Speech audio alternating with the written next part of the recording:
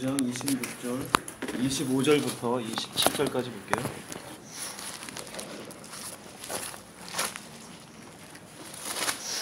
24절부터 봅시다. 다니엘서 9장 24절부터 27절이요.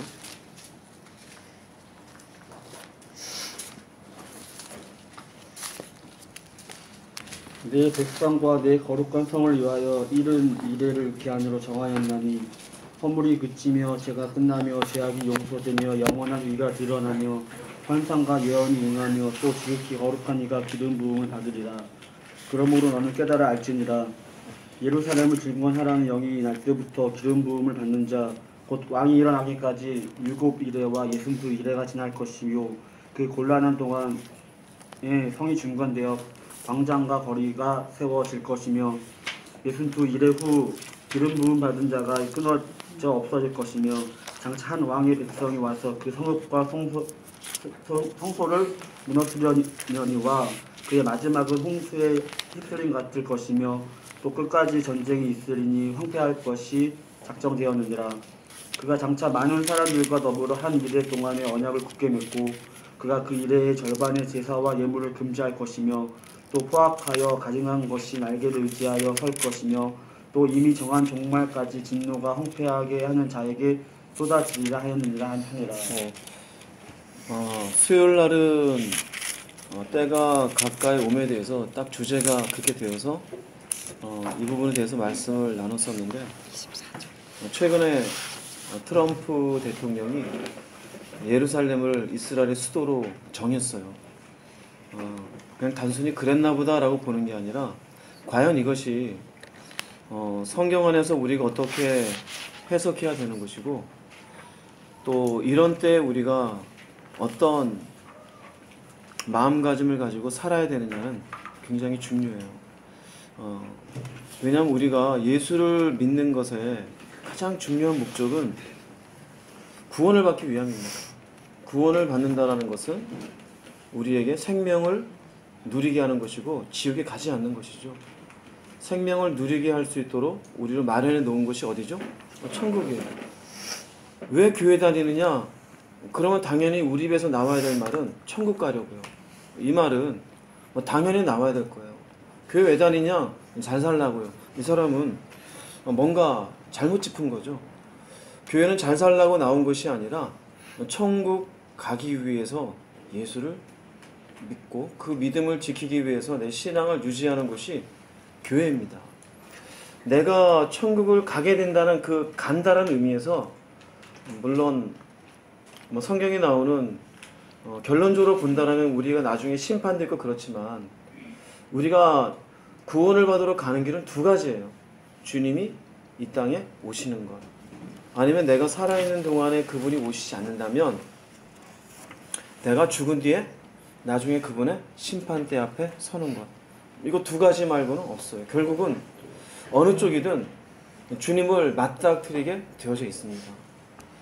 그런데 지금 굳이 이 말씀을 보자고 하는 것은 다니엘서의 다니엘을 통해서 하나님이 그 24절 보면은 내 백성과 내 거룩한 성을 위해서 70이레로 기한을 정했다. 이게 인류에게 정해놓은 시간이에요. 역사의 주인은 누구이시죠? 하나님입니다. 역사를 시작하신 이가 하나님이시고 역사를 종결하시는 분도 하나님이십니다. 세상에서의 타종교, 불교라든지 힌두교는 윤회를 얘기해요. 돌고 돈다. 그런데 기독교의 시간은 직선적인 시간이에요. 이 직선의 시작은 누가 시작했느냐? 태초에 하나님이 천지를 창조하시는 그때. 언제 끝나느냐? 지금 제가 말한 주님이 오시는 그때. 아니면 하나님이 마침내 심판하시고 새하늘과 새 땅을 만드시는 그때. 이 직선적인 시간, 우리가 살고 있는 인류의 역사는 끝이 납니다. 근데 이걸 뭘로 정했느냐? 다니엘 때 이미 알려준 것이 70이레로 정했어요. 70주라는 얘기예요. 70주. 70주이지만 여기에 70주의 한 주는 며칠이죠? 7일이죠. 이 하루하루는 1년으로 해석이 되어져. 이걸 다 보자면 시간 많이 가니까 이미 민수기서에서 이스라엘 백성들에게 하루는 한 날로 계산할지니라면서 알려주신 게 있어요. 예전에 아마 여러분들 마지막 때에 대해 성역 공부할 때 배웠을 겁니다. 또 앞으로 또 배울 거고 지금은 시기가 좀 더 급박하게 돌아가는 듯해서 여러분들에게 알려드리는 거예요. 71회라 70주라 되어 있는데 그 다음에 설명을 뭐라고 표현하냐면 25절에 그러므로 너는 깨달아 알지니라 예루살렘을 중건하라는 영이 날 때부터 기름 부음을 받은 자건 왕이 나기까지가 7일이라고 62일이에요. 그러면은 이게 몇 주죠? 69주예요. 여기에 중심이 되는 건 예루살렘입니다. 중심이 되는 건 예루살렘이에요. 예루살렘에 무너지게 된 것은 이스라엘 백성들이 남유다가 바벨론에 점령을 당할 때 무너지게 되어져요. 다시 언제 세워지느냐? 바로 우리가 성경에 나 에스라 시대 때입니다. 에스라 때 고레스 왕의 칙령에 의해서 에스라가 지구로 오게 되어져요. 그때가 BC 457년이에요. BC 457년부터 69주 7일을 더 곱하면은 69 곱하기 7하면 몇이야? 지금 가장 머리가 빠를 때인데 483. 그렇지, 483년이에요. 지금 지금 여기가 지금 계산기지. 483년이에요. 그러면 457년부터 483년이 지난 때가 69주가 되어져. 그럼 483에서 457을 빼면은 몇이 남아? 네? 483에서 457을 빼면 몇이 남아? 26이 남지. 그러면은 BC 457년에서 AD 몇 년에 끝나는 거예요? 26년에 69주가 끝나는 거. 이해가 됩니까? 네. 여긴 다 계산하고 있는데도 지금 자 보세요. 586년에 예루살렘 성이 무너져요. 457년에 예루살렘 성을 다시 지어요. 그게 457년인데 여기 나오는 게 중건하라는 영은 고레스의 영이에요. 페르시아의 고레스 왕. 고레스가 지어라 그러고 에스라를 보내요. 그때부터 보세요 눈으로. 기름 부음을 받은 자는 누구일까요? 예수님이 예수님. 예수님이 나이까지 7일이라 62일이에요. 근데 62일회 후에 26절에 보면은 62일회 후에 62주 후에 기름 부음을 받은 자가 어떻게 돼요? 끊어져 없어져. 이 말은 뭘까요? 예수님이 죽으셔요. 예수님이 죽으시는 것이 이제 AD 26년이잖아요. 이때 죽는다. 우리가 알고는 33년을 사셨잖아요. 근데 우리가 알고 AD는 정확하게 그때가 아니에요. 인류 역사 속에 보통의 역사에 기록되어진 헤롯은 있어요. 헤롯 시대에 예수님 태어난 그때를 치면 BC 3년이나 4년을 칩니다. 그럼 AD 26년에 예수님은 30살 내지 31살, 2살 이때쯤 돼요. 그쯤에 예수님이 죽으시고 역사는 이제 7년이 남아져 있는 거예요. 7년은 언제냐? 26절에 62일 후에 기름 부음을 받은 자가 끊어진 다음에 장차부터 해요. 장차부터 하고 7주가 언제 나타나느냐? 27절에 그가 언제? 장차 많은 사 27절에 좀 정신 차리세요. 27절에 그가 장차 많은 사람으로 더불어 몇 주 동안의 언약을 굳게 정한다? 한 주예요.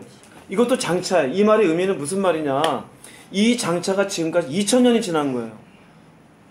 이해되세요? 무슨 말인지? 장차라는 것 속에 시간이 우리가 헤아릴 수 없는 하나님의 시간이 이 속에 있다라는 거예요. 언제 우리가 마지막 주가 되느냐? 그것은 장차입니다. 근데 장차 7년이 시작하는 것은 한 이래 동안에 한 사람이 와서 한 이래 동안에 언약을 정하는 이것을 평화의 언약이라고 그래요. 그래서 이때가 우리가 흔히 말하는 7년 대환란입니다. 이해됩니까? 무슨 말인지? 7년 대환란이에요. 이제 저를 보세요. 7년 대환란이 있습니다. 그럼 7년 대환란 시작한다 이거예요. 7년 대환란 전에 우리는 뭐가 있다고 그래요? 휴거가 있어요. 휴거가 있을 때 성경은 이때 여러 가지 많은 징조가 있다 없다? 징조가 있다고 얘기를 해요. 여러 가지 징조가 있는 것 중에 중요한 것이 지금 여기도 보면은 26절에 69주가 끝나고 나서 마지막 한 주 사이에 무슨 일이 있느냐? 장차 26절에 장차 한왕의 백성이 와서 무엇을 회파합니까? 성읍과 성소예요. 성읍은 뭘까요? 예루살렘이에요. 예루살렘을 또 회파해요. 그 다음에 또 무엇을 회파해요? 성소를 회파해요. 자, 그러면 지금 우리 시대로 친다면은 성읍은 어디입니까? 예루살렘. 성소는 성전을 얘기해요. 우리 교회가 아니에요. 우리 교회가. 여기는 바로 예루살렘, 지금 처음 시작할 때 예루살렘 속에 지었던, 그 당시에 지었던 성이 무너졌는데 이것이 다시 무너지고 다시 만들어지는 그 성전을 우리가 지금 제3성전이라고 얘기해요. 제3성전. 제1성전은 언제냐? 솔로몬이 지은 게 제1성전이에요. 457년에 에스라가 만든 게 제2성전이에요. 이게 다 허물어지고 헤롯이 조금 지어놨어요. 지금 통곡의 벽은 헤롯 성전이에요. 지금 통곡의 벽은, 그것은 제2성전이 아니에요. 왜냐하면 유대인이 직접 지은 게 아니에요. 그래서 제3성전은 유대인이 직접 짓는 성전이에요. 자, 그러면 69주가 지나고 69주가 지나고 2000년이 지났잖아. 이 사이에 있어지는 중요한 요인은 뭐냐면 예루살렘과 성전입니다.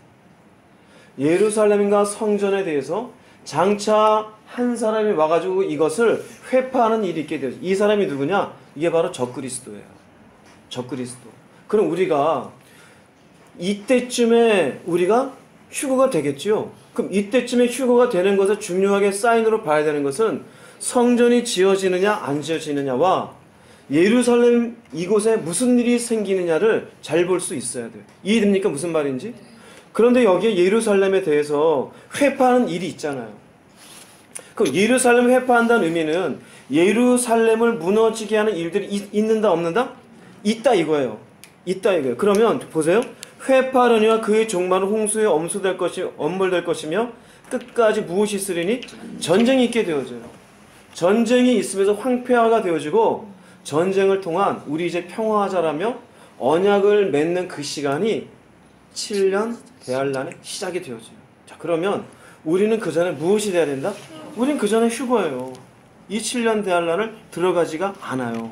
그런데 우리가 2000년 지난 역사 동안 예루살렘이라는 것이 회복이 되려면은 먼저 나라가 회복이 돼야 되겠죠.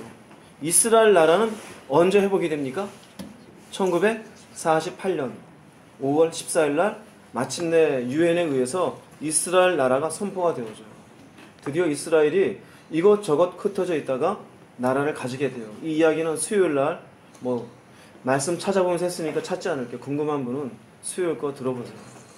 그리고 48년에 회복이 되어지고 그때까지만 해도 예루살렘은 동쪽과 서쪽으로 나뉘어져 있었고, 왜? 동쪽 지역에는 팔레스타인 사람들이 지금도 살고 있어요. 그리고 이 예루살렘에 이슬람 사람들이 소중히 여기는 황금돔이 지어져 있어요. 황금돔이. 왜냐? 여기에 마호메트가 승천했다 해가지고 이 자리를 아주 자기네들의 성지로 만들어놨어요. 근데 그 자리는 또 유대인들이 왜 중요하냐면은 아브라함이 이삭을 바친 모리아산이 여기라고 주장하고 있어요. 그래서 그것을 근거로 해서 솔로몬도 거기에다가 성전을 만든 것이었고 귀하게 여기는데 하필 또 그 자리에 마호메트가 승천했다고 주장하고 있으면서 여기에다가 황금돔을 만들어 놓은 거예요. 그러니 이슬람 쪽에서도 양보할 수 있어요, 없어요? 양보할 수가 없어요. 그래서 이것을 점령하지 못하고 있었는데 1967년에 6.1 전쟁을 하면서 여기를 점령을 합니다. 점령을 해요. 근데 점령은 했어도 이 점령을 하고 예루살렘이 우리의 수도라고 얘기를 못하게 돼요. 왜? 이건 팔레스타인과의 문제만이 아니라 주변의 모든 이슬람권과의 문제가 되니까.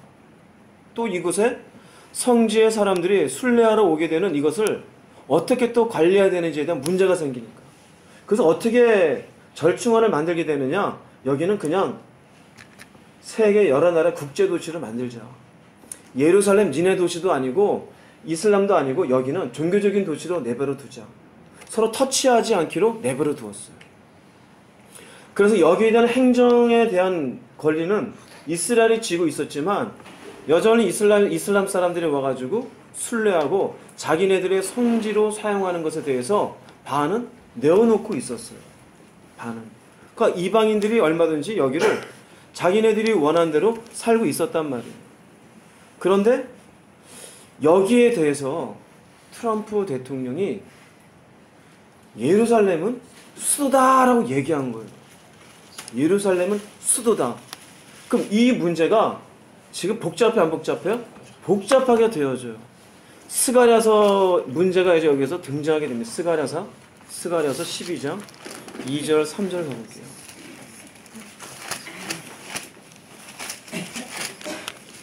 (2절) (3절이요)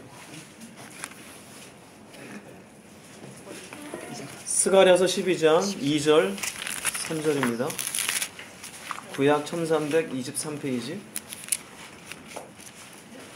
보라, 내가 예루살렘으로 그 사면 모든 민족에게 취하는 잔이 되게 할 것이라. 예루살렘이 에워싸일 때에 유다에까지 이르리라. 그날에는 내가 예루살렘의 모든 민족에게 무거운 돌이 되게 하리니 그것을 들은 모든 자는 크게 상할 것이라. 천하 만국이 그것을 치려고 모이리라. 네.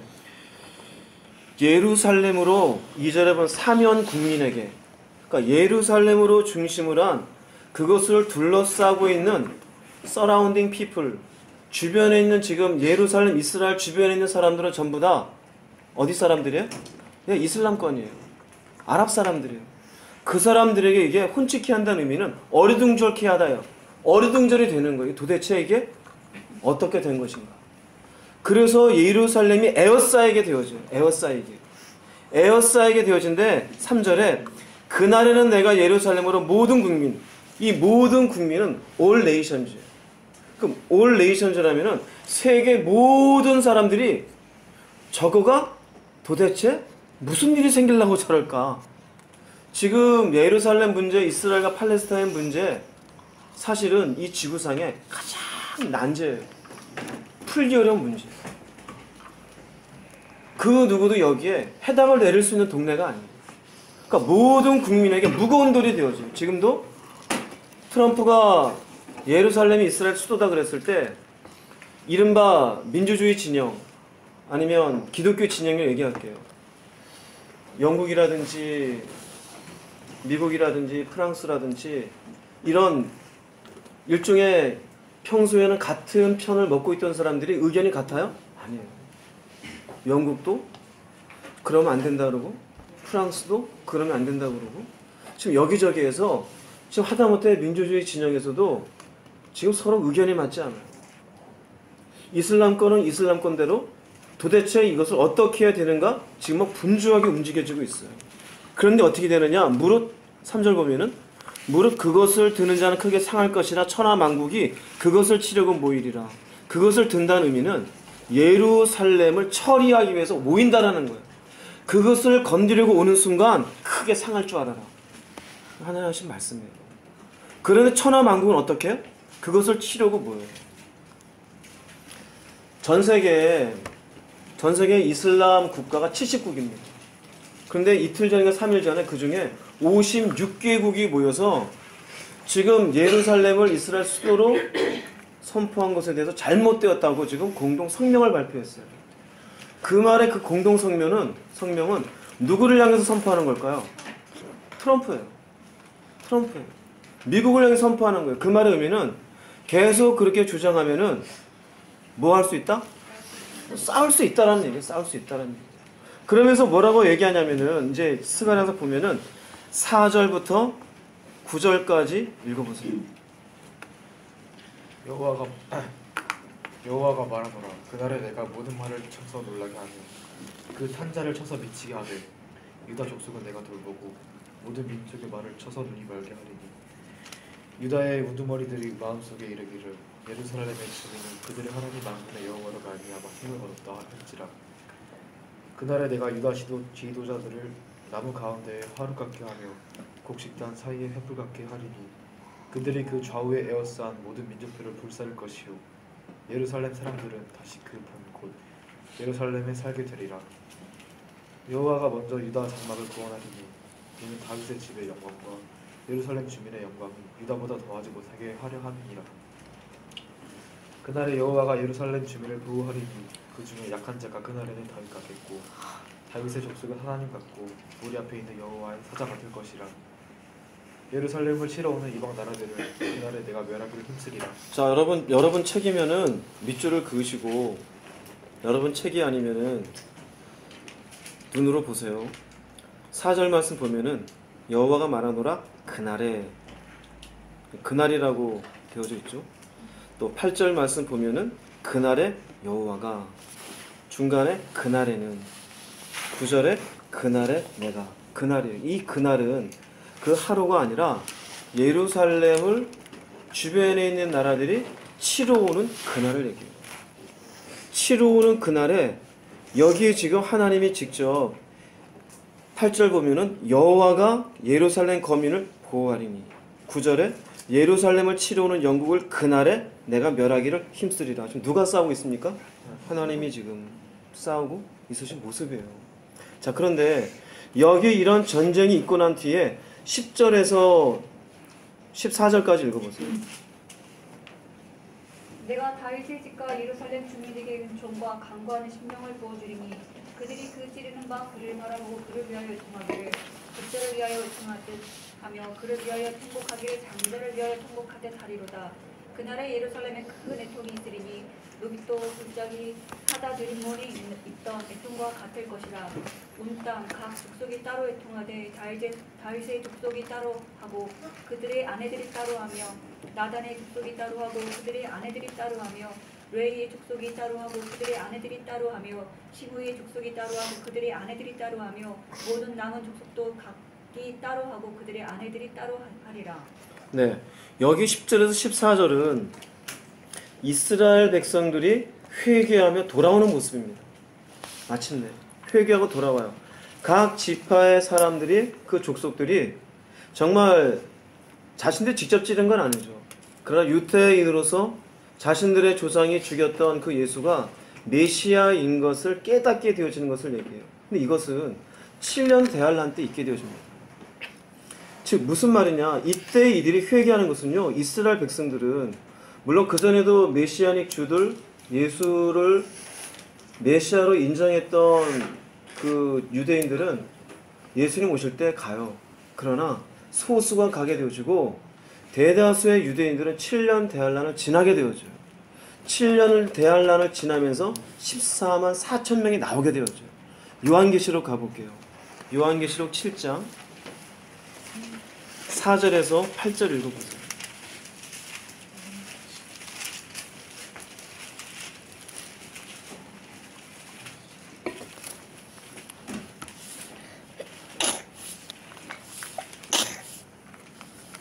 내가 인침을 받은 자의 수를 두르니 이스라엘 백성의 각 지파 중에서 인침을 받은 자들이 14만 4천이니 유다 지파 중에 인침을 받은 자가 1만 2천이요 르우벤 지파 중에 1만 2천이요 갓 지파 중에 1만 2천이요 아셀 지파 중에 1만 2천이요 납달리 지파 중에 1만 2천이요 므낫세 지파 중에 1만 2천이요 시므온 지파 중에 1만 2천이요 레위 지파 중에 1만 2천이요 이스라엘 지파 중에 1만 2천이요 스불론 지파 중에 1만 2천이요 요셉 지파 중에 1만 2천이요 베냐민 지파 중에 인침을 받은 자가 1만 2천이라. 이것은 이스라엘 자손입니다.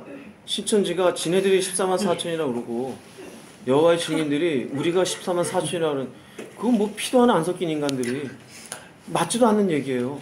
여기는 실질적으로 스불론 지파하고 아셀 지파 사람들이에요. 여기는 이스라엘 사람들입니다. 여기 7장은 7년 대환란이 시작하는 중간에 일어난 일이에요. 이 일이 스가랴서에는 그들이 애통하며, 하나님 다시 스가랴 12장 가보세요. 애통하며 그들을 보고 회개하는 모습이에요. 그러면 무슨 말이냐면요, 스가랴 12장의 10절에서 14절에 나오는 얘기는 7년 대환란이니 이미 우리의 지금 시점으로 본다면은 이 시간에 우리가 이스라엘 백성들이 회개하는 걸 봐야 못 봐요? 보면 돼요, 안 돼요?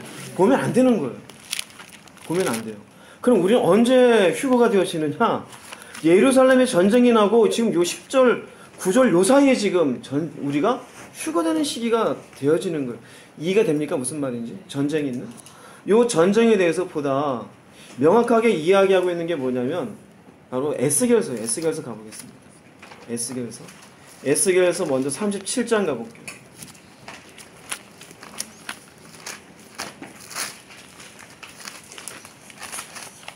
에스겔서 37장 11절에서 14절 볼게요. 11절에서 14절이요. 또 내게 이르시되 인자야 이 뼈들은 이스라엘 온 족속이라 그들이 이르기를 우리의 뼈들이 말랐고 우리의 소망이 없어졌으니 우리는 다 멸절되었다 하느니라. 그러므로 너는 대언하여 그들에게 이르기를 주 여호와께서 이같이 말씀하시기를 내 백성들아 내가 너희 무덤을 열고 너희로 거기에서 나오게 하고 이스라엘 땅으로 들어가게 하리라. 내 백성들아 내가 너희 무덤을 열고 너희로 거기에서 나오게 한즉 너희는 내가 여호와인 줄을 알리라. 내가 또 내 영을 너희 속에 두어 너희가 살아나게 하고 내가 또 너희를 너희 고국 땅에 들이니 나 여호와가 이 일을 말하고 이른 줄을 너희가 알리라. 여호와의 말씀입니다. 37장의 내용은 우리가 흔히 알고 있는 마른 뼈가 군대가 되는 장면이에요. 우리가 물론 죽은 자 같다가 다시 살아나는 것에 대한 영적인 의미도 있지만 이 말을 듣고 있는 에스겔 당시의 이스라엘 백성들은 바벨론의 포로가 되어 있을 당시입니다. 죽은 자 같아요. 나라는 없어요. 그런데 하나님이 다시 이 나라를 당신의 힘으로 세워줄 것에 대한 약속의 말씀이에요. 포로로 되어져 있던 이 이스라엘 백성들이 14절 말씀 보면은 내가 또 너희를 너희 어디에 거하게 하리니? 고토에. 고토는 뭘까요? 옛날 땅이에요. 즉 땅을 회복하고 나라를 가진다는 얘기예요. 이건 1948년 이스라엘을 회복하는 것을 의미해요. 그래서 그때 회복하게 되어지면 15절부터 23절까지 읽어보세요. 여호와의 말씀이 또 내게 임하여 이르시되 인자야 너는 막대기 하나를 가져다가 그 위에 유다와 곧장 이스라엘 자손이라 쓰고 또 다른 막대기 하나를 가지고 그 위에 에브라임의 막대기 곧 요셉과 곧장 이스라엘 온 족속이라 쓰고 그 막대기들을 서로 합하여 하나가 되게 하라. 내 손에서 둘이 하나가 되리라. 내 민족이 내게 말하여 이르기를 이것이 무슨 뜻인지 우리에게 말하지 아니하겠느냐 하거든. 너는 곧 이르기를 주 여호와께서 이같이 말씀하시기를 내가 에브라임의 손에 있는가 요셉과 곧장 이스라엘 지파들의 막대기를 가져다가 유다의 막대기에 붙여서 한 막대기가 되게 한즉 내 손에서 하나게 되리라 하셨다 하고 너는 그 글 쓴 막대기들을 무리의 눈앞에서 손에 잡고 그들에게 이르기를 주 여호와께서 이같이 말씀하시기를 내가 이스라엘 자손을 잡혀간 여러 나라에서 인도하며 그 사방에서 모아서 그 고국 땅으로 돌아가게 하고 그 땅 이스라엘 모든 산에서 그들이 한 나라를 이루어서 한 임금이 모두 다스리게 하리니 그들이 다시는 두 민족이 되지 아니하며 두 나라로 나누이지 아니할지라. 그들이 그 우상들과 가증한 물건과 그 모든 제약으로 더 이상 자신들을 더럽히지 아니하리라. 내가 그들을 그 범죄한 모든 처소에서 구원하여 정결하게 한즉 그들은 내 백성이 되고 나는 그들의 하나님이 되리라. 이스라엘을 세우고 이스라엘 땅으로 다시 들어가게 하는데 15절 이후의 말씀은 너희들은 남과 북이 더 이상 아니라 이젠 하나가 될 것이다. 이스라엘은 원래 그 초대 왕이 사울 왕, 두 번째가 다윗 왕, 세 번째가 누구예요? 솔로몬 왕 이후에 나라가 북쪽과 남쪽으로 나누어지죠. 그래서 에스겔 시대 때 사실은 다 북쪽도 남쪽도 망하고 없어요. 북쪽 이스라엘은 BC 720년에 시리아의 점령을 당하고 그리고 남쪽 유다는 BC 586년에 바벨론의 점령을 당해요. 그리고 에스겔 시대에는 노예 생활은 노예들한테 하는 얘기예요. 노예들한테 꿈 같은 얘기를 뭐라고 얘기하느냐?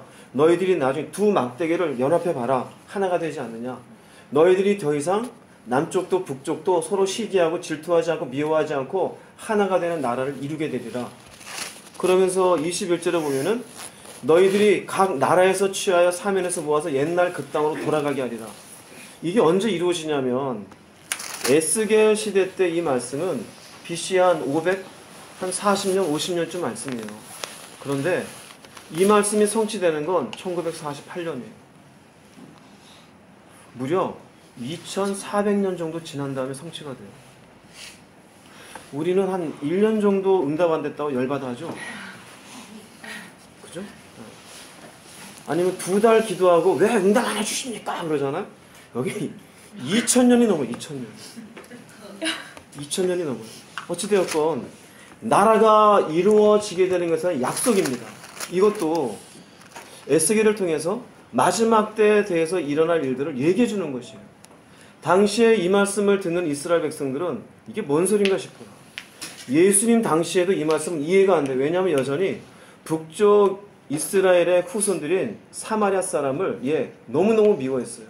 심지어 예수님이 사마리아 지방 가서 여인에게 물 달라 했을 때 유대인인 당신이, 그때 유다는 주가 아닙니다. 유다 족속, 다윗 그 후손인 너네들이 어떻게 우리들한테 물 달라 할 수 있느냐. 왜냐하면 그 당시엔 사마리아 사람이라면 침을 뱉고 가까이 하지 않았어요.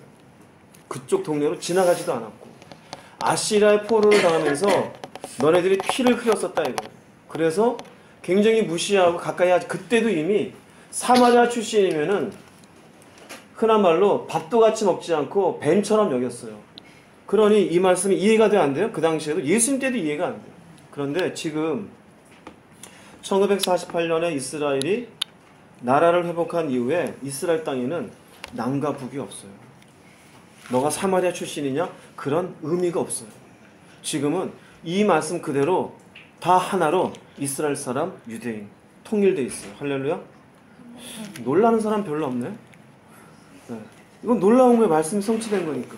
뭘 원래 뭐 하도 들으니까 그런가 보다 그러는데, 여러분 만약에 한 1000년 전에 뭐 고려시대 때 누군가 얘기했는데 지금 이루어졌다라면 놀라겠죠. 근데 2000년 전에 얘기한 게 이루어진 거예요. 이게 모두 하나님의 시간표 속에 역사가 진행되고 있는 것을 얘기하는 거예요. 그런데 이렇게 이루어진데 그 다음에 무엇을 얘기하냐면은 38장에 1절에서 6절까지 읽어보세요. 여호와의 말씀이 내게 임하여 이르시되 인자야 너는 마국 땅에 있는 노스와 메섹과 두발과 고게게로 얼굴을 향하고 그에게 예언하여 이르기를 주 여호와께서 이같이 말씀하시기를 노스와 메섹과 두발 왕 고가 내가 너를 대적하여 너를 돌이켜 갈고리로 내 아가리를 꿰고 너와 말과 기마병 곧 내 온 군대를 끌어내되 완전한 갑옷을 입고 큰 방패와 작은 방패를 가지며 칼을 잡은 큰 무리와 그들과 함께한 방패와 투구를 갖춘 바사와 구스와 북과 고멜과 그 모든 때와 북쪽 끝에 도갈마 족속과 그 모든 때곧 많은 백성의 무리를 너와 함께 끌어내리라. 여기는 이 말씀 이유가 38장이 조금 전에 여러분 보았던 스가랴서 12장에 예루살렘 때문에 어리둥절해 있는 사변의 백성들이 예루살렘을 치기 위해서 전쟁을 일으키고 모이는 모습이에요. 그것이 스가랴서에는 그렇게 표현이 되어져 있고 에스겔서는 이렇게 풀어져 있는 거예요. 이해됩니까? 무슨 말인지? 풀어져 있는데 마국이 있고 곡이, 이른바 이제 곡과 마국의 전쟁이라는데 곡은 왕입니다. 그 3절 보면은 주 여호와의 말씀에 로스와 메섹과 두바랑 고가 그러는데 로스는 러시아예요. 메섹은 모스크바이고 두발은 투르키니스탄이에요. 그 여기에 이 왕이라는 의미는 지금의 러시아지만 사실 넓게 보면은 그 소련을 지배하고 있던 자의 지배자라고 얘기할 수 있겠죠. 여기 이 사람들이 어떻게 되느냐? 너를 돌이켜 갈고리로 끌어온대요. 갈고리로 끌어온다는 의미는 자기는 원하지 않는데 억지로 끌고 오게 되어져요. 왜 끌어오게 되어지냐면 5절 보면은 그들과 함께한 자들 때문에 그래요. 방패와 투구를 갖춘 바사와 구스와 붓이 있는데 바사는 페르시아입니다. 페르시아가 어느 지역인지 아세요? 이란이에요. 페르시아 이란이. 이란과 러시아는 군사 동맹을 맺고 있어요. 마치 우리가 한국과 미국이 군사 동맹을 맺어서 우리나라가 전쟁이 나면은 불과 3일 아니면 일주일 안에 미국의 거의 60만에 가까운 군사가 자동으로 개입하게 돼 있어요. 북한에서의 작전의 전쟁의 주 요점은 그 미국이 일주일 안에 오기 이전에 한국을 점령해 버리는 게 목적이에요. 이게 군사 개념이에요. 왜? 동맹을 맺고 있으니까.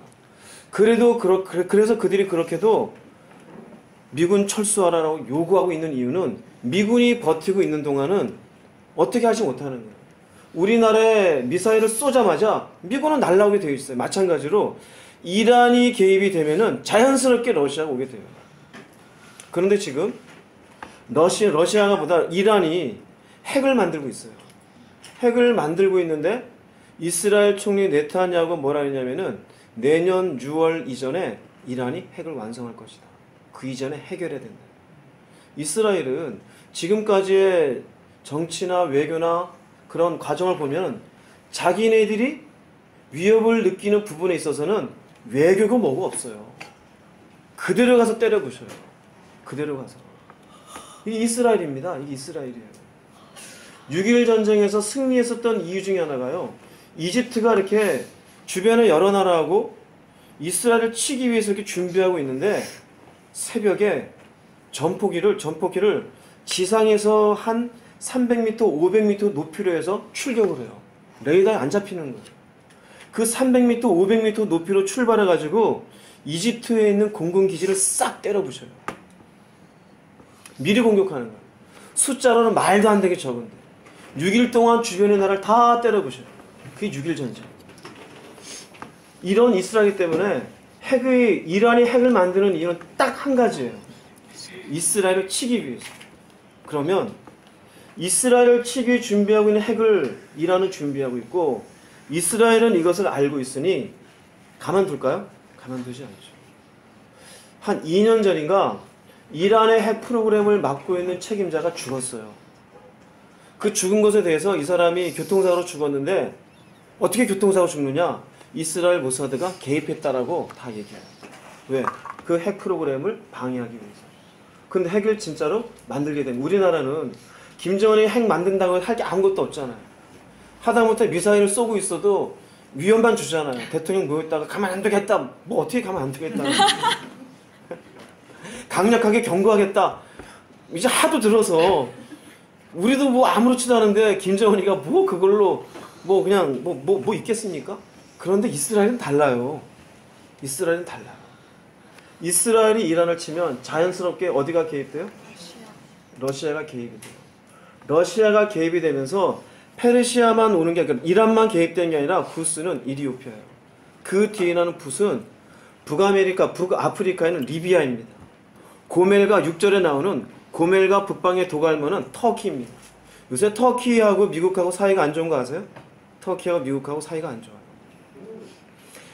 이 터키, 북아프리카, 그리고 이란 이 지역에 대해서 최근에 러시아의 푸틴 대통령의 행보가 우리가 주의해서 봐야 돼요.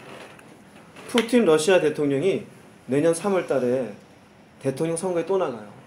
지금 3선을 냈어요. 거기는 6년 임기입니다. 한 번 더 하면 6년 더 하죠. 24년을 하게 돼요. 근데 푸틴 말고는 경쟁자가 없다고 그래요.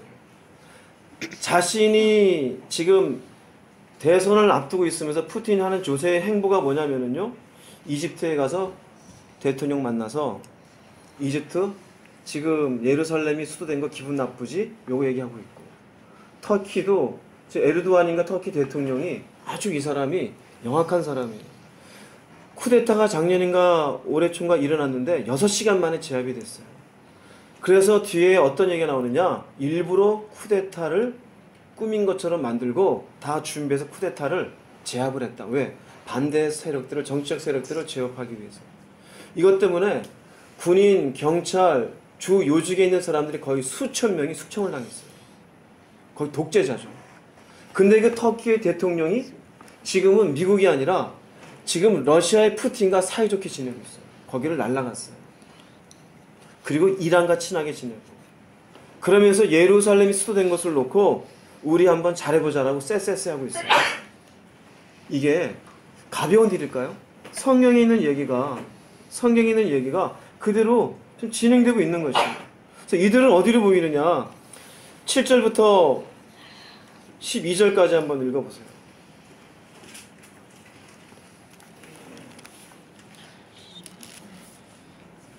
너는 스스로 예비하되 너와 내게 모인 우리들이 다 스스로 예비하고 너는 그들의 우두머리가 될지어다.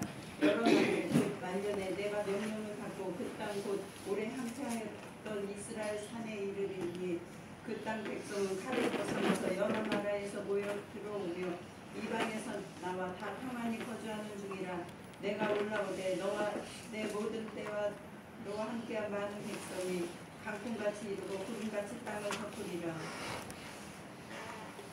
12절까지요. 주 여호와께서 이같이 말씀하셨느니라.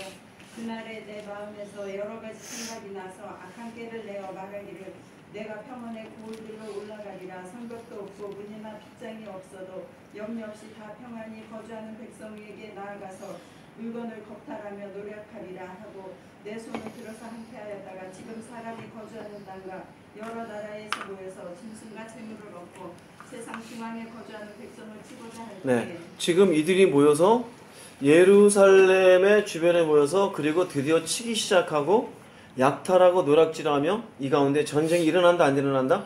일어나요. 자, 그러면 지금으로 쳐봅시다. 예루살렘을 수도로 삼고 지금 러시아와 이란과 이집트 그리고 시리아까지 지금 시리아는 지금 여러분 난리가 난 거 알죠?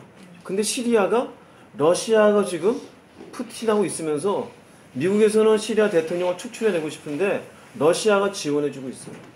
종교적인 이유 때문에. 근데 여기에 러시아가 들어오면 시리아가 또 들어올까 안 들어올까요? 시리아도 들어오죠. 다 주변에 들어오면은 여기 도와줘야 될 나라가 사실은 영국, 프랑스, 미국 이런 나라가 싸워야 될 것 같죠? 싸워야 돼, 안 싸워야 돼요? 싸워야 되잖아요. 근데 성경은 안 싸운다고 얘기해주고요. 여러분 지금 제가 이 말하는 걸 제가 지혜는 생각하지 놀라셔야 되는 게 성경에 지금 이 시대에 일어날 전쟁에 대해서 미리 얘기해주고 있는 거예요. 미리. 그들 안 싸워요. 영국도 미국도 이 싸움에 들어가지 않아요. 그게 13절에 나와요. 13절 읽어보세요.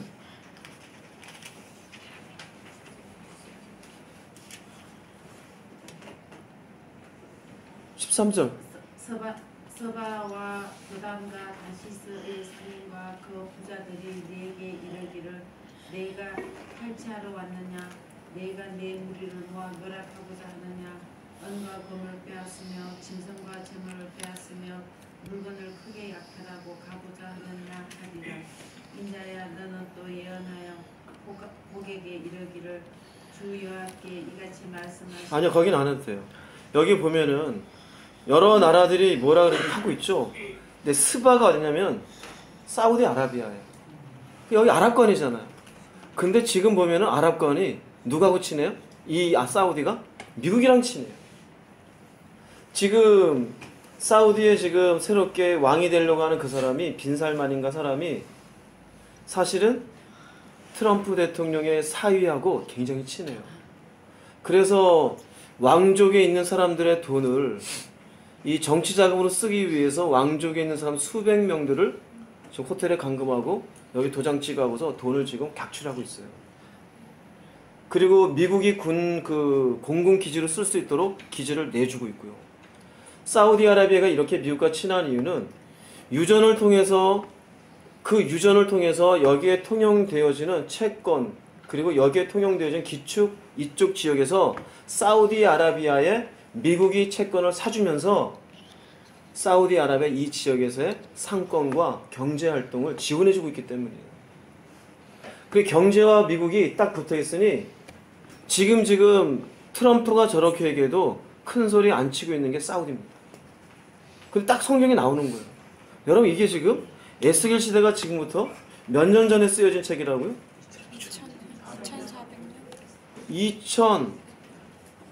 2,500년 된 거예요. 2,500년 전. 그럼 넓게 보자면. 이게 상상이나 갑니까? 이런 걸 보더라도 이건 사람이 쓴 책이 아니에요. 드다는 수단이에요. 다시스의 상고는 어딜 얘기하냐면은 다시스의 상고는 잉글랜드, 영국을 얘기해요. 그리고 그 부자들이 되어져 있는데 사실 우리 개혁 성경보다 킹제임스 성경에 보면은 그의 젊은 사자들로 되어져 있어요. 그러니까 다시스의 상고와 그의 젊은 사자들. 그의 젊은 사자들이라는 것은 영국의 젊은 사자들이에요. 영국의 주요 상징되어지는 인장은 라이언이에요. 사자예요. 사자. 근데 그의 젊은 사자들이라는 것은 한때 영국의 속국이었었던 나라들. 영국에 의해서 한때 지배받았던 나라들. 호주, 캐나다, 미국, 의미예요. 근데 여기를 뭐라고 표현하느냐? 그들은 부자래요. 미국 잘 살아요? 못 살아요? 잘 살죠. 캐나다 굉장히 잘 살아요. 호주 괜찮아요. 성경에 이렇게 표현되어 있어요, 여러분. 놀란 사람이 없네. 그만할까봐. 그만할까봐. 그냥 뭐 넌 떠들어라 이런 표정인데 성경이 나와요. 근데 뭐라고 말하느냐? 13절의 내용이 뭐냐면 그러지 말아라 라고 그냥 외교적인 발언 하나 끝내는 거예요. 왜 거기 가서 전쟁하느냐? 마치 북한이 미사일 쏠 때 중국이 그러지 말아라 하는 거 똑같은 거예요. 좋게 말로 협상해라. 좋게 타협해라. 왜 전쟁하려고 그러냐? 지금 그 똑같은 거예요.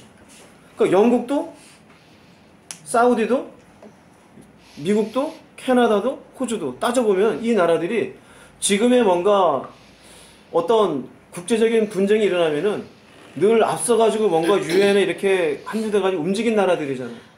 근데 유독 이때는 안 움직여요. 유독 이때는 안 움직여요. 그 이유가 무엇이냐? 그 뒤편 보면은 17절에서 17절 16절부터 볼게요. 16절부터 23절까지 읽어볼게요. 구름이 땅덮음같이 내 백성 이스라엘을 채워버리니 그가 그 날에 내가 너를 이끌어내어 내 땅을 치게 하리니 그들이 내가 너로 말미암아 네 하나님 눈앞에서 내 거룩함을 나타내고 그들이 다 나를 알게 하려 합니다. 또 여호와께서 이와 같이 말씀하십니다.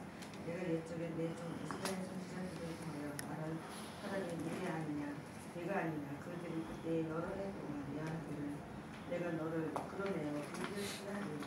그날에 그들이 이스라엘 땅을 치러오며 내 노여움이 내 얼굴을 나타내리라. 또 여호와의 말씀이라. 내가 질투와 맹렬한 노여움으로 말하였거니와 그날에 큰 지진이 이스라엘 땅에 일어나서 바다의 고기와 새들과 들의 짐승들과 땅에 기는 모든 벌레와 국면에 있는 모든 산을 내 앞에서 끌 것이며 모든 산이 무너지며 벽절들이 떨어지며 모든 성벽이 땅에 무너지리라. 주 여호와의 말씀이라. 내가 내 모든 산들에서 불을 칠 칼을 부르리니 각 사람이 칼로 그 흉내를 칠 것이라. 내가 또 저녁 동안 바퀴로 그의 심판하여 그를 심판하였다며 쏟아지는 폭우와 큰 고박 덩어리와 불과 유황으로 그와 그 모든 무리와 그와 함께 있는 많은 백성에게 비를 내리들 하리니 이같이 내가 여러 나라의 눈에 내 위대함과 내 거룩함을 나타내어 나를 알게 하리니 내가 여호와의 이름으로 그들을 알리라. 자, 이제 마지막 때 7년 대환란 시작되기 전에 조금 전에 아까 봤었던 다니엘서 9장 생각해 보세요. 성읍과 성소를 회파하러 온다고. 그 성읍에 대한 문제가 지금 이제 일어나고 있는 거예요. 성읍에. 예루살렘 성읍이에요. 드디어 지금 요 사이에 전쟁이 나면서 아주 긴 역사라고 보면 창세부터 보면 이 시간은 얼마나 짧겠어요. 이때에는 하나님이 직접 당신이 이 싸움에 개입하겠다는 거예요. 그래서 16절에 보면은 이방 사람의 목전에서 내 거룩함을 나타내겠다는 거예요. 역사의 주인이 누군지를 증명하는 거예요. 내가 누구인지를 보여주겠다는 거예요. 그리고 23절에서도 이와 같이 내가 여러 나라의 눈에 내 존귀함과 내 거룩함을 나타내어 나를 알게 하리니 그들이 나를 누구인 줄 알리라? 여호와인 줄 알리라. 하나님이 이 싸움에 직접 개입해요. 그리고 미국도 영국도 너네들은 아웃사이드 옆으로 빠져. 내가 할 거야. 지금 이게 우리 눈앞에 있어요, 여러분. 우리 눈앞에. 이런 것들이 우리 앞에 지금 이루어질 수 있어요. 이 전쟁으로 인해 가지고 하나님이 어떻게 그들을 진멸시키느냐. 39장 9절 말씀 읽어보세요. 이스라엘 자손들의 거주하는 자가 나가서 그들의 무기를 불태워 사르되 큰 방패와 작은 방패와 활과 화살과 원중이와 창을 가지고 7해 동안 불태우리라. 그들이 놓고 가고 한 전리품을 처리하고 없었는데 7년이 걸린대요. 그렇다고 해서 7년이 7년 대환란 끝까지 가느냐 그런 게 아니라 일부 학자는 7년 대환란 있기 이전 3년 반부터 해서 우리가 7년이지만 전 3년 반, 후 3년 반 나눠요. 전 3년 반은 평화의 기간이에요. 후 3년 반은 이 땅에 없었던 아주 상상치 못할 아주 핍박의 시간이고 그래서 요 7년 기간일 것이다 얘기하는 사람도 있어요. 그러면 요거부터 치다 그러면은 전쟁이 일어나면은 우리에게 주어진 시간은 그래봐야 요 몇 년입니다. 많이 봐봐야. 이해됩니까? 많이 봐봐요. 이렇게 하나님이 당신의 어떤 분인가를 증명해요. 근데 재미있는 건 에스겔서 37장은 이스라엘 백성들의 나라를 회복하는 것. 38장은 예루살렘을 중심으로 일어나는 전쟁과 하나님이 그 전쟁 가운데 역사하십니다. 그리고 재미있는 것은 40장부터는 드디어 성전 문제가 나와요. 40장. 40장, 41장, 42장, 43장 이거 전부 성전 문제. 그리고 거기에 왕, 제사장 쭉 나오고 이거 끝나면은 이제 뒤에 가면 에스겔서 끝나요 이제. 없어요. 역사는 끝난다는 얘기예요. 성전 문제예요. 근데 지금 여러분 제3성전 아까 얘기했잖아요. 이스라엘 지금 안에는 영화도 나왔지만 성전을 짓는 것이 하나님이 주신 자기에게 주신 사역이라 그러고 그것을 하나님께 받아가지고 그 사역에 집중하고 있는 사람들이 수도 없이 많아요. 이미 우리가 구약에서 보는 성막에 쓰는 기구들 아니 하다못해 여러분들 인터넷 치면 다 나와요. 인터넷 치면 제3성소 치면 거기에 보면은 거기에 쓰는 물, 짠들, 향, 촛불 이거 이미 다 만들어놨어요. 심지어는 DNA를 검사해서 레위 지파 아론 지파의 후손이 누구냐 그 후손을 따져가지고 그 후손의 사람을 지금 제사장으로 지금 준비하고 있어요. 이해가 됩니까? 무슨 말인지? 그러면 이스라엘 백성들이 생각하는 제3성전은 어디에 지어져야 될까요? 예루살렘. 자, 전쟁이 났어요. 여기 지금 이스라엘 백성들하고 주변에 수많은 아람 나라하고 싸우는데 누가 개입하셨어요? 하나님이. 그럼 이제 예루살렘은 온전히 누구께 돼요? 이스라엘께 돼요. 그럼 여기에 뭘 지을 수 있어요? 성전 짓는 건 아무것도 아니에요. 다 준비해놨어요. 요새 우리도 길 가다 보면은 건물 짓는 거 오래 걸려요? 오래 안 걸려요. 근데 그 사람들이 이미 도리님이 다 준비해놨어요. 밀고 가자 그러면은 한 달 안에 다 지어져요. 성전 짓는 것은. 왜? 이미 그것에 대해서 뒤에 다 준비하고 있으니까. 그걸 준비케 하기 위해서 미국의, 유럽의, 영국의 수많은 유대인들이 그쪽으로 기금을 다 보내주고 있어요. 저는 미국에 있으면서 매달 그런 부분에 대해서 보고하면서 기금을 모으는 걸 제가 이 눈으로 봤어요. 제가 다녔던 교회 중에 하나가 메시아닉 주 철치였어요. 그 전부 98%가 전부 다 유대인들이에요. 그들은 어떤 식으로 하나님께 예배드린지 보기 위해서 갔었어요. 근데 그들이 늘 얘기하는 것이 늘 예루살렘 그리고 예루살렘의 교회 그리고 그곳에서 성전 짓는 일들 그래야 메시아가 다시 온다 이거예요. 돈을 어마어마하게 모아요. 그 작은 교회에서 그렇게 하는데 미국 전역으로 따져봐요. 얼마나 많은 돈이 그쪽으로 지원되겠어요. 많이 가져요. 그게 준비되어 있어요. 그러면 전쟁 나고 끝나고 성전 이게 뭐냐면은요 7년 대환란 시작되기 전에 있어야 될 전전한 말이에요. 이해됩니까? 무슨 말인지? 이게 있어야 돼요. 이게 있어야 마침내 뭐가 다시 다니엘 가볼게요. 다니엘서 9장.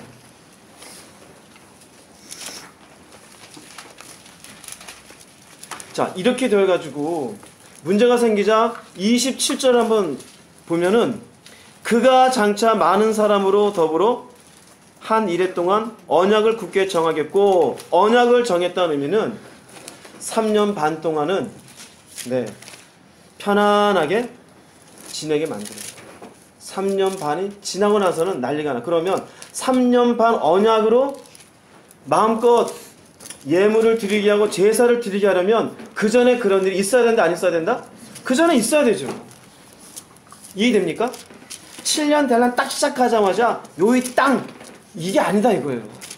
이게 아니다 이거예요. 지금 요한계시록에 나오는 14장 13장 이렇게 이런 곳에 나오는 베리칩에 대한 이야기. 근데 이미 생체칩에 대한 것은 이미 만들어졌어요? 안 만들어졌어요? 만들어져 있잖아요. 만들어져 있어요. 심지어 우리나라도 전철을 이제는 이 핸드폰 이런 거 그 승차권 쓰지 아니하고 지나갈 수 있는 RFID 쓸 수 있는 걸 지금 연구하고 좀 준비하고 있대요. 지하철도. 그 뭐냐면 RFID는 결국 근거리 무선 통신하는 거거든요. 근거리 가까운 데에서 내가 그냥 지나가더라도 인식을 하는 거예요. 근데 이미 준비되어 있어요. 그러니까 적그리스도 나타나가지고 갑자기 띵용 여기 칩 박아라 이게 아니다 이거예요. 이미 그 이전에 준비되어 있어요. 근데 우리가 살고 있는 이 시대에 준비되어 있어 안 돼 있어요? 준비되어져 있어요. 제3성전이 어떻게 되어 있어요 지금? 네, 준비되어져 있어요. 짓는 건 한 달이면 다 만들어요. 그리고 그 뒤에 제사 지내는 건 쉽게 지내요. 자, 중요한 건 뭐였냐? 지금 성읍이었단 말이에요. 성읍. 이 성읍에 대한 문제, 이 성읍이 어떻게 되느냐? 근데 이게 지금 트럼프가 예루살렘이라고 수도로 딱 발표를 딱 했단 말이에요. 이게 중요한 문제인 거예요. 누가복음 21장 가볼게요.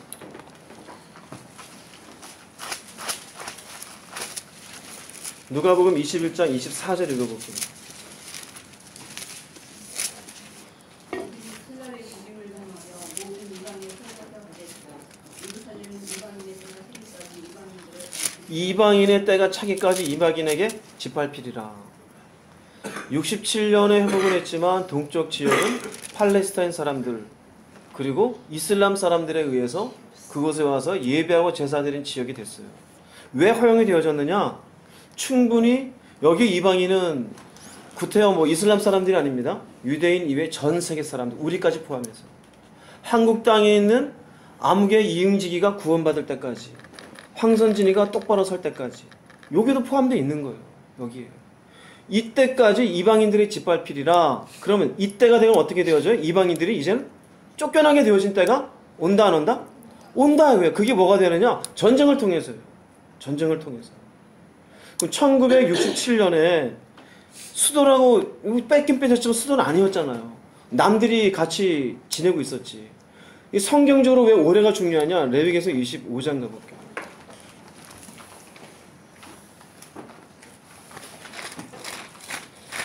레위기서 25장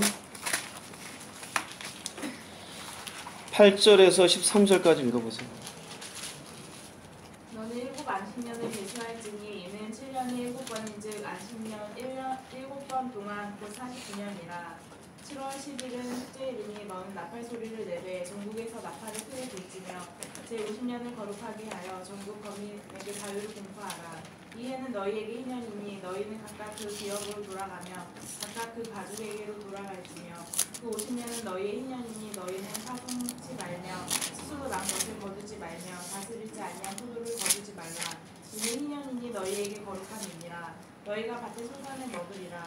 이 희년에는 너희가 각기 기업으로 돌아갈지니. 희년은 50년째 되는 날입니다. 50년 동안 각기 뭐 생활하다 보면은 토지 거래도 있고 이렇게 저렇게 뭐 땅을 넓히는 일들도 있겠지요. 그런데 50년이 되어지면 이제는 너네들 제로 베이스, 니네 땅으로 돌아가요. 니네 땅으로 돌아가. 1967년에서 올해가 50년 되는 거예요. 50년. 즉 이것으로 전쟁이 일어나게 되어지는 희년을 선포하는 것은 너네는 너희 땅으로 돌아가라는 역사의 주인이신 하나님의 섭리입니다. 그리고 여기에 희년 때가 되어지면은 9절 보면은 7월 10일은 속죄일이니 너희는 나팔 소리를 내되 전국에서 무엇을 크게 불어요? 나팔을 불죠. 영어로 나팔이 트럼펫이에요. 트럼프입니다. 트럼프가 나팔을 불고 하나님을 불게 한 나팔인 거예요. 이해가 돼요? 지금 무슨 말인지? 혹지 않은 그럴 수 있겠죠. 혹시 이거 누가도 야 진짜 잘 갖다 맞춘다. 그러면 조선왕조실로 갖다 놓고 한번 맞춰봐. 이게 되나? 억지로 맞춰지는가? 억지로 맞춰줘요 이렇게? 믿기 싫으면 안 믿어도 돼요. 야, 목숨 어떻게 잘 갖다 맞추지? 아니에요. 트럼프가 대통령 될 때만 해도 야, 저 사람 참 또라이 같은데 어떻게 이렇게 대통령 돼가지고 그랬는데 이유가 다 있어. 하나님이 쓰는 나팔이 된 거예요. 하나님이 쓰는 나팔에 되어서 희년을 선포한 거예요. 이제는 여기는 우리 땅이니 각자 돌아가라. 사실은 세상적인 법으로 보자면 말도 안 되죠. 이스라엘 사람들이, 그러니까 유대인들이 1948년 그 지역으로 지금 팔레스타인 지역으로 오기 이전에 사실은 이 사람들 팔레스타인 사람들 살고 있었어요. 성경에 나오는 팔레스타인은 블레셋이에요. 블레셋 땅이에요. 영적으로 보자면 언제든지 블레셋은 이스라엘 백성들이 몰아내잖아요. 가. 아브라함 요새 새벽에 얘기하는데 아브라함에게 약속하신 땅이 어느 땅이에요? 이 땅이 이 땅. 그러니까 지금도 네타냐후가 뭐라고 말하느냐? 트럼프가 이렇게 수도로 정해놓은 걸 놓고 뭐라고 당당하게 얘기하느냐? 성경에 이미 쓰여 있다. 예루살렘이 수도라고. 근데 세상 법으로는 저 미친 거 아니야? 그건 니네 책이지. 그거 도대체 말이 되냐? 국제법에 좀 종교적인 걸 갖다 대면 되냐? 근데 세상에 생각해 보세요. 역사의 주인은 하나님이잖아요. 모든 땅 하나님이시고 그분의 섭리대로 움직이셔요. 희년을 성경적으로 선포하셨어요. 그분의 섭리입니다. 그리고 이것이 어떻게 될지 모르지만 이 일로 인해 가지고 주변의 나라들이 움직이고 있어요. 주변의 나라들이. 그리고 불과 지금 2주밖에 안 지났는데 트럼프가 예루살렘이 이스라엘 수도라고 선포한 것으로 인해서 불과 2주 사이에 사망자가 4명, 부상자가 1000명이에요. 여기저기에서 지금 이슬람 사람들이 일어나고 있고 말레이시아 대통령 같은 국방부 장관은 우리는 군대를 파병할 용의가 있다고 지금 발표를 했어요.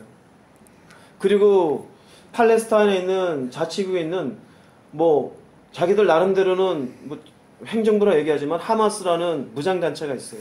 얘네들이 국민에게 뭐라고 선포하느냐? 우리는 제3의 인티파타를 해야 된다. 인티파타가 이스라엘에 대한 봉기를 얘기해요. 이스라엘을 향해서 우리는 일어나야 된다. 죽음을 각오하고. 이게 뭐 하자는 얘기예요? 싸우자는 얘기예요. 그럼 팔레스타인이 그렇게 일어나면은 자연스럽게 주변 나라들이 어떻게 해요? 일어나죠. 시리아는 내군 때문에 지금 IS 때문에 지금 가뜩이나 골치 아파 죽겠는데 잘 됐다요. 여기에다가 마음껏 쏟아붓겠죠. 이집트도 늘 이스라엘의 눈에 가시예요. 늘 이스라엘이. 그러니 이스라엘 향해서 손을 잡을 수밖에 없죠. 이란도, 러시아도 주변에 그렇게 되어져 있어요. 스가랴서에 있는 말처럼 예루살렘이 주변을 어리둥절케 하는 성읍이 되어져 있어요. 그런데 또한 다니엘서에 하면 결국 이 성읍을 향해서 회파하는 일들이 있다 없다? 있다 이거예요. 이게 전부 다 지금 이 말씀을 드린 이유가 뭐냐? 7년 대환란 있기 이전에 전조로 일어나야 될 일들이 성경에 기록되어 있는 거예요. 우리가 살고 있는 이 시대예요. 희년은 선포되었고 이 일로 언제인지 모르겠지만 전쟁이 나게 되어지면은 전쟁 나는 그 시기, 그 시기에서부터 야 이건 진짜 이거는 비밀입니다. 요 시기에서부터 적그리스도가 평화협정 맺자고 하면서 세계의 평화를 얘기하는 요 시기는 얼마인지 누구도 몰라요. 근데 요때 주님이 오십니다. 성경이 나옵니다. 안 믿으려면 간둬요. 저는 믿어요. 수요일날 얘기하고 여러분이 얘기하는 거예요. 주일날은 감동했으면 얘기하고 얘기 안 할 거예요. 들어봐야 듣지 못할 기들이니까. 그런 거 듣기 이전에 믿음으로 바로 서야죠. 똑바로 서야지. 얼마나 중요해요. 우리는 지금 이런 시대에 살고 있어요. 이런 시대에. 여러분 제대로 들으시기 바랍니다. 마태복음 24장 가볼게요.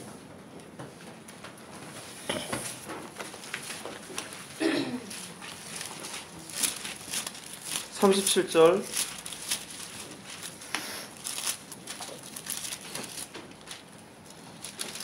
37절부터 일단 37, 39절까지 읽어보세요. 노아의 때와 같이 인자의 임함도 그러하니라. 홍수전에 노아가 방주에 들어가던 날까지 사람들이 먹고 마시고 장가들고 시집가고 있으면서 홍수가 나서 그들을 다 멸하기까지 깨닫지 못하였으니 인자의 임함도 이와 같으리라. 네. 여기 보면은 노아의 때와 같이 주님이 오실 때도 이럴 때 돼요. 근데 노아의 때 보면은 노아의 때는 죄가 가득한 시기였어요. 여기에 손 끼워놓고 창세기 6장 한번 가봅시다.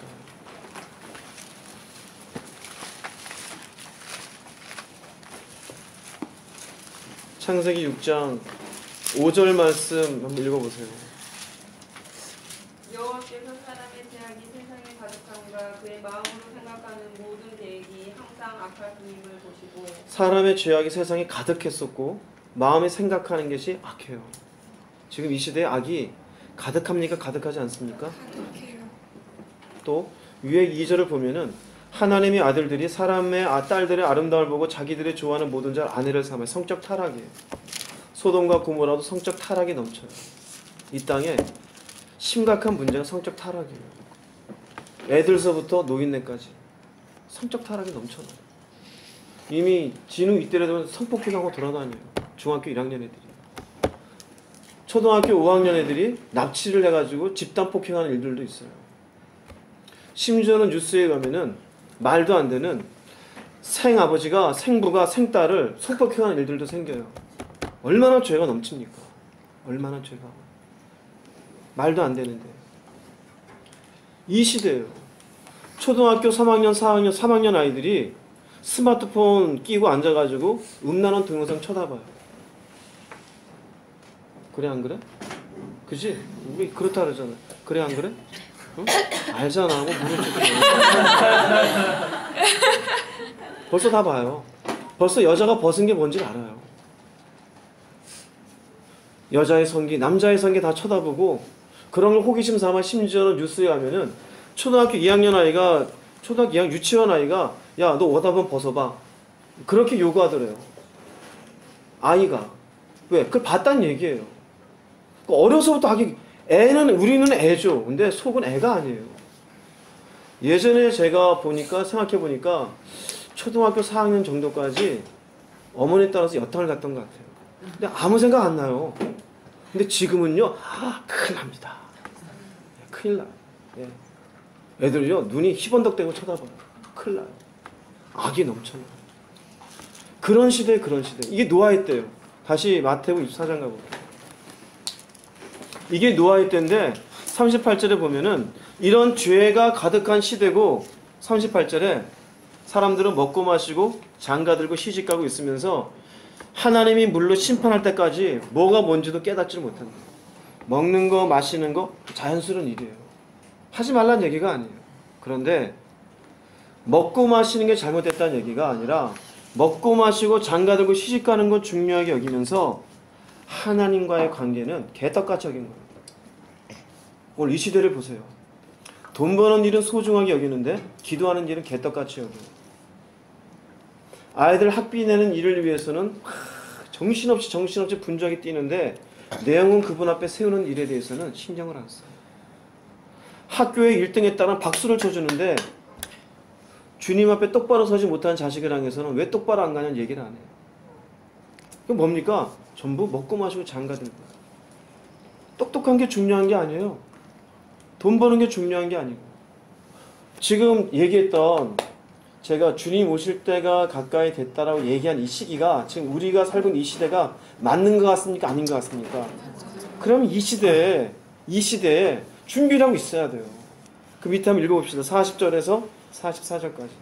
그때 두 사람이 밭에 있음에 한 사람은 데려가고 한 사람은 버려둠을 당할 것이요 두 여자가 매돌질을 하고 있음에 한 사람은 데려가고 한 사람은 버려둠을 당할 것입니다.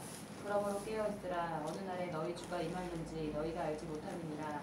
너희도 아는 바니 만일 집주인이 도둑이 어느 시각에 올 줄 알았더라면 깨어있어 그 집을 뚫지 못하게 하였으리라. 이러므로 너희도 준비하고 있으라. 생각하지 않을 때에 인자가 오리라. 밭을 가는 사람 둘이 있고 매를 가는 사람 둘이 있어요. 근데 하나는 데려가고 하나는 내버려둬요. 그게 무슨 말이냐면요. 두 사람 다 열심히 일해요. 한 사람은 하나님을 향한 경건성을 놓치지 않고 살았어요. 한 사람은 그냥 밭 가는 일에만 열심히 했어요. 공부하는 일에만 열심히. 학교 갔다 오고 책가방 던져놓고 영어 단어 배우고 수학 문제 풀고 친구 만나 놀고 게임하고. 하나님 앞에 기도해? 매일. 매일 해? 얘는 그럼 준비되는 거야. 근데 기도도 안 해. 말씀도 안 봐. 그분의 원하시는 말 순종도 안 해. 언제 할 거냐? 돈 벌어놓고 할게요. 지금 그럴 시기가 아니에요. 그래서 뭐라고 말씀하시느냐? 깨어있어라. 깨어있어라. 43절이 중요한데 너희도 아는 바니 만일 집주인이 도적이 어느 경점에 올 줄을 알았다면 깨어있어 그 집을 뚫지 못하게 했으리라. 도적이 몇 시에 오는 줄 알면은 잠자는 주인이 바보죠. 이 말처럼 우리도 주님이 언제 올지를 사인을 다 보여줬는데 안 깨어있으면 바보다 이 소리예요. 지금 제가 여러분에게 트럼프가 예루살렘을 수도로 정한 것이 이 마지막 때에 대한 중요한 사인이고, 이때로부터 얼마 되지 않은 때, 불과 몇 년일지 모르겠지만 주님이 오실 수 있는 것이라고 얘기를 했어요. 그러면 이것은 도적이 어느 때쯤 올 것이라고 얘기해 주는 것하고 똑같아요. 근데 이 소리 듣고도 깨어있지 못하면 뭐예요? 바보예요, 바보. 노아의 때와 똑같은 거예요. 노아의 때와 똑같은 거예요. 여러분, 제발 정신 차리세요. 먹고 사는 게 지금 물론 중요하겠죠. 그러나 1순위로 하나님 앞에 여러분 각자가 누군지 좀 살피세요. 제가 기도하라, 말씀 보라 이런 것 때문에 억지로라도 하지 마시고 스스로 살기 위해서 좀 하십시오. 지금 주님이 오시면 설 마음의 준비가 됐습니까? 지지고 볶는 게 중요한 게 아니에요. 지금 내가 지금 이 문제 풀어야 되고 저 문제 풀어야 되고 그게 중요한 게 아니에요. 그러니 노아 때 사람들이 홍수가 내리면서도 이게 뭔 일이래, 비가 이렇게 많이 와, 그러고 죽었다고 얘기하는 거예요. 우리가 같이 이러고 있다가 어느 순간 쓱 없어져요, 몇 명. 이게 뭔 일이래, 왜 요새 교회 안 나오는데? 그럴 사람이 있다 이거예요. 목사님 어디 가시고 왜 안 보여 요새? 예, 저 찾지 마세요. 저 찾지 말아요. 여러분들 어리석은 인생이 되지 않기를 바랍니다. 어리석은 인생이 되지 않기를. 누가복음 21장 가볼게요. 21장 20절 말씀 볼게요.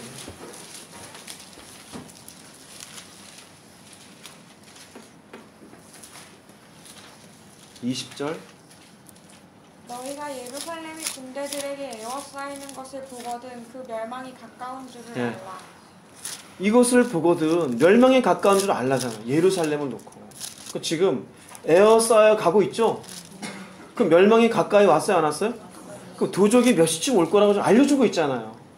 그런데도 돈 더 벌겠다고 싸우고 자존심 위해서 멱살 잡고 인상 쓰고 이것저것 바쁘고 분주하고 하나님 앞에는 피곤했어요, 졸렸어요. 직장 상사한테는 그렇게 굽신굽신 대면서 하나님에게 고개 하나 숙이지 않고, 제가 하나님이면 아우 그냥 눈썹 몇 개씩 뽑아버리고 싶어요.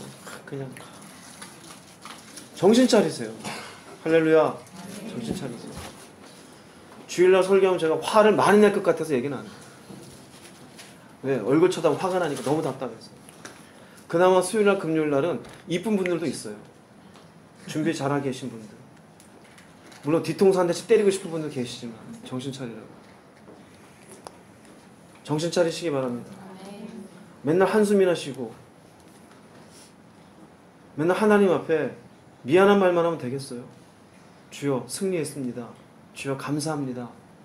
주여 믿음으로 가겠습니다. 좀 여러분 그런 고백이 있기를 바랍니다. 고백이 있기를. 맨날 주여 제가 미친년입니다. 저도 옛날 그랬어요. 주여 제가 등신 같은 놈입니다. 맨날 그러기만 뭐 할 거예요. 저는 요새 그런 기도 안 해요. 감사해가 저 같은 죄인을 붙잡아 주시고 감사해요. 이런 것들을 보게 하시고 시대에 대한 해석할 수 있는 지혜를 주시고 감사해요. 너무나. 전 갈 거예요. 왜? 예수 믿은 이유가 그거니까. 저는 가이드예요. 여러분이 가든 안 가든 그 사실은 제가 가슴 아프긴 하지만 더 아플 분은 하나님이에요. 저는 일종의 말하자면 양들이 있는데 양이 제대로 못 가면 양이 데리고 다니는 것 중에 하나가 강아지가 있어요. 걔가 짖는 거예요. 멍멍 똑바로 가라. 전 강아지라고 생각해요. 여러분들의 앞에 개 같은 자가 되더라도 짖고 싶어요. 똑바로 가라. 그 소리가 듣기 싫으면 다른 교회 가세요. 다른 교회. 거기 가서 편안하게 예배 드리세요. 기도하라는 소리도 안 하고 말씀 보라는 소리도 안 하고 주일 나고 설교만 잘 듣고 가면 어이구 이쁜 권사님 집사님 그 소리 듣기 싫으면 좋으면 가세요. 전 안 그래요. 똑바로 가세요. 여러분 속에 버려야 될 것들. 왜 하나님의 눈치는 안 보고 사람의 눈치만 봐요? 왜 이 땅의 일들에는 그렇게 목숨을 걸고 하나님과의 관계에는 왜 시간을 안 내요? 주님의 기뻐하심을 위해서 헌신도 없고 자신이 원하는 육체적인 일들을 위해서는 그렇게도 수고합니까? 사람을 얻기 위해서는 무슨 수를 써서라 사람을 얻으면서 성령의 충만함을 위해서는 왜 애도 쓰지 않고 노력도 안 합니까? 그분의 말씀 앞에 목숨을 걸고 살진 않고 돈 벌기 위해서는 온갖 애를 쓰며 살아가고, 이게 믿음의 사람이에요? 그게 깨어있는 사람입니까? 맨날 자기 주변에 힘든 것만 생각하고, 이 사람 때문에 힘들고, 돈이 없어 힘들고, 생활이 힘들어서 힘들고, 나중에 예수님 앞에 핑계치 못해요. 예수님 더 힘들게 살았어요. 그분이 뭐 정규 교육과정을 나왔습니까? 그분은 바리새파입니까? 사두개파입니까? 그런 것도 없어요. 오죽하면 저 나사렛에서 뭔 선한 것이 나오냐 빈정거리는 소리나 들었어요. 십자가 질 때 하다못해 제자들 다 무시하고 도망갔어요. 근데 우리는 사람이 나한테 안 좋은 소리 할까봐 예수 믿는다는 소리도 못하고, 주님 앞에 내 시간 드린 거 아까워하고, 기껏 한다는 소리가 아유 일이 안 되는데 기도나 해봐야지. 이게 도대체 깨어있는 사람이에요? 아니면 아유 목사님 그렇게 기도하려니까 기도해야지. 아니에요. 때가 얼마 안 남았어요. 생각해봐요. 우리가 사실 이렇게 성경을 보면서 이걸 보는 건 우리밖에 이것을 해석하는 시대가 없어요. 불과 30년, 10년 전만 해도 어떻게 이게 해석이 돼요? 안 돼요. 지금 우리 눈에 펼쳐지잖아요. 마지막 때는 준비가 다 있고. 그러면 제발 노아 홍수 때 인간들이 가졌던 그런 마음을 여러분 가지지 마세요. 저는 하나님이 계시다고 믿어요. 말씀하신 그대로 이루어진다고도 믿어요. 비록 하나님이 오래 참으셔서 내가 살고 있는 이 시대에 오지 않을 수도 있겠죠. 우리가 이렇게 얘기했어도 그 전쟁이 하나님 막으셔서 모르죠. 이란과 러시아가 싸우자 그래도 주변에 그러지 말자 그러면서 또 안 날지. 하나님의 인내하심이고 참으심이겠죠. 뭐 그럴 수도 있어요. 그러나 어찌되었건 우리가 살고 있는 이 시대에 아주 일촉즉발의 시간에 주님이 언제 올지 모르는 시간이에요. 언제 올지. 여러분 깨어있기를 바랍니다. 제발 좀 정신 좀 차려주세요. 주님이 깨어있으라 그런 말씀들 가운데 보면은 공통적인 게 뭐냐면요, 밤이에요. 밤. 어두운 밤. 깊이 졸린 시간. 깊이 졸린 시간. 주변은 다 어두워요. 사물이 분간한다. 무엇이 옳은 건지, 무엇이 선한 건지. 사람들 이 시대에 무엇이 선한 건지, 무엇이 옳은 건지 분간도 없어요. 그죠? 지 주머니 불러지면 그게 옳은 거고, 남의 손에는 생각도 하지 않아요. 아무나한테 함부로 화를 내고 분노하고 다른 사람에게 사기를 치면서까지 주머니 불리고, 이런 세상. 이런 어두운 세상 속에 더 이상 앞도 분간된 캄캄한 가운데 주님이 오셔요. 이럴 때 믿는 사람이라 준비된 사람이라고 안 좋을 것 같아요? 졸아요. 마태복음 25장 가볼게요.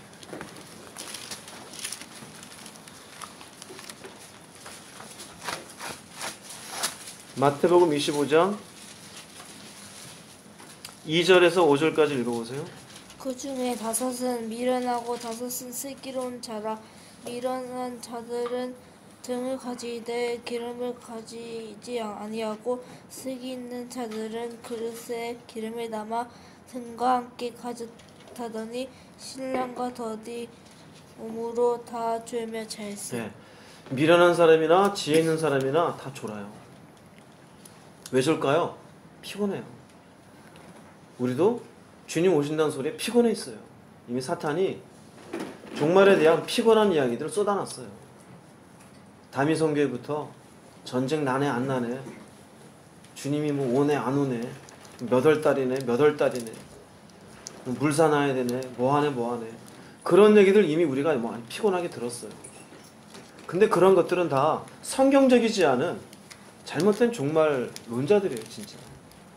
지금 우리가 성경으로 이 시대를 해석하는 것은 성경 안에서의 역사의 주인이 당신이 이럴 때쯤에 오겠다는 사인이 하나씩 지금 이루어져 가고 있는 거잖아요.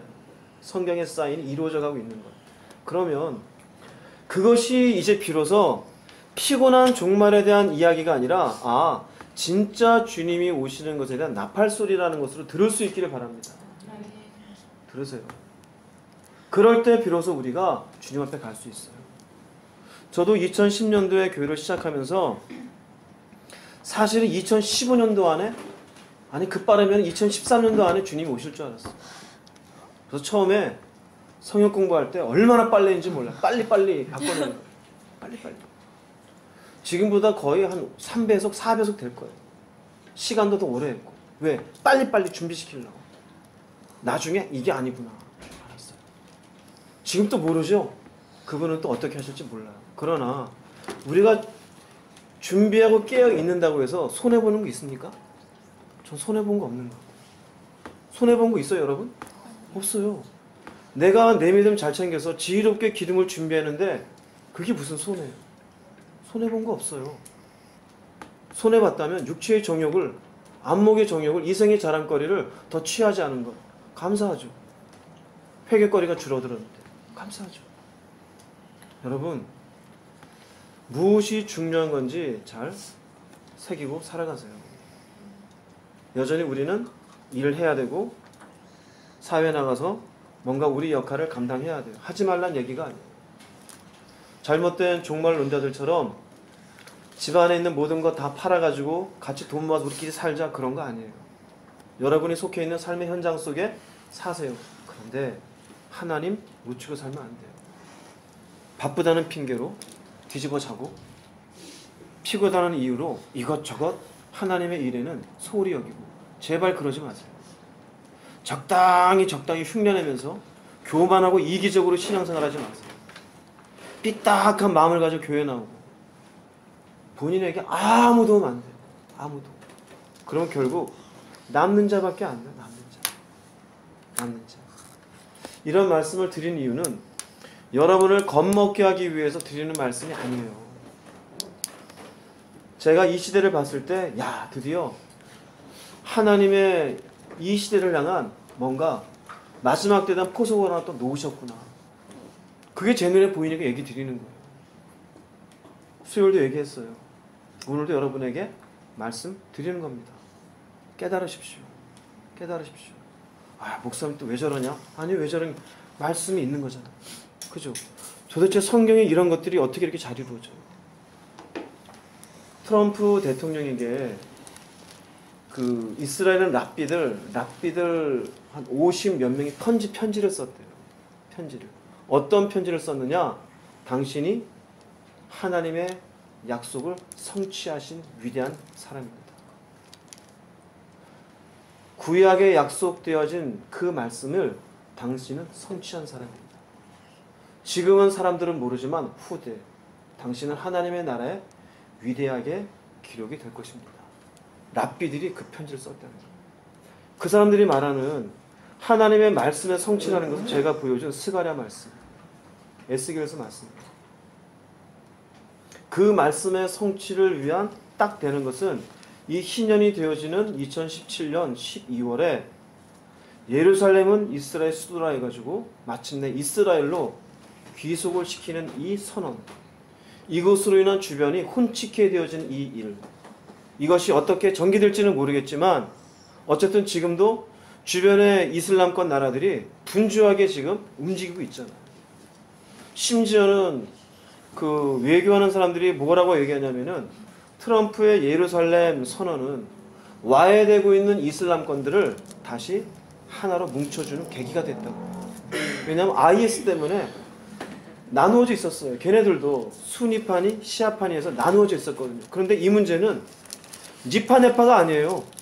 이건 그냥 우리의 공동의 문제가 된 거예요. IS 난리가 나고 지금 막 다 경멸된 상태인데 IS도 갑자기 확 앞에 목적이 생긴 거예요. 목적이 생긴 거예요.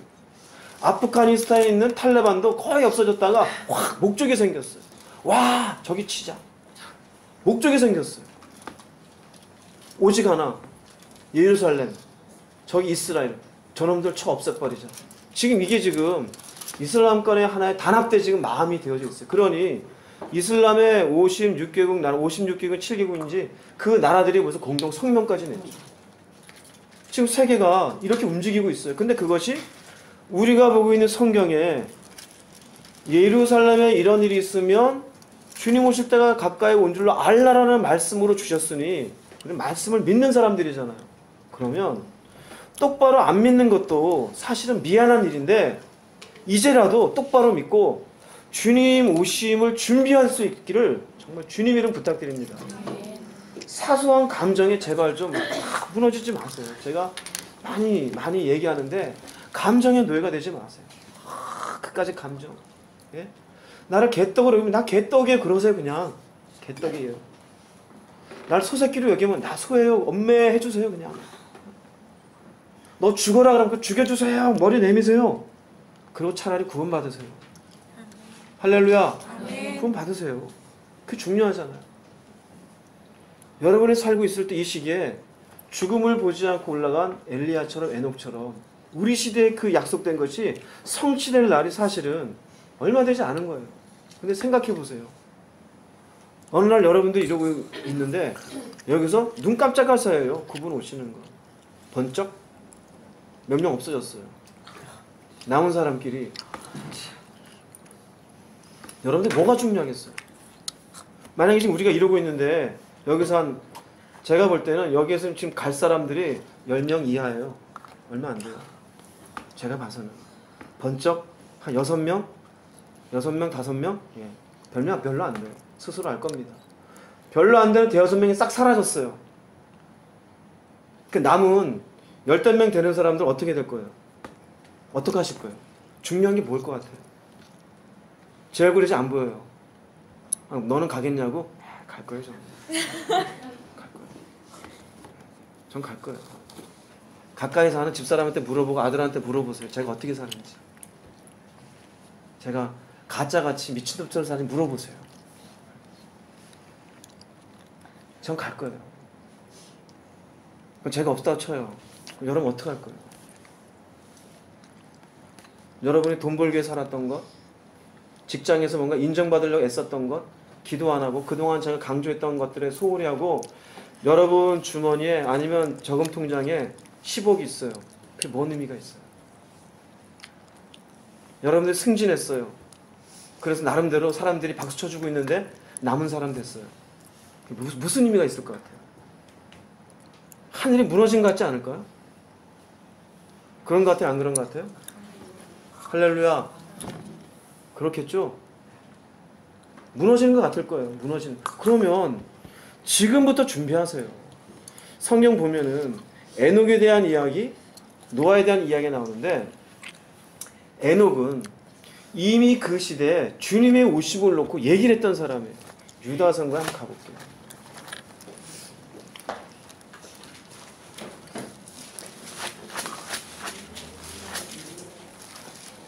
유다서 14절부터 16절까지 읽어보세요.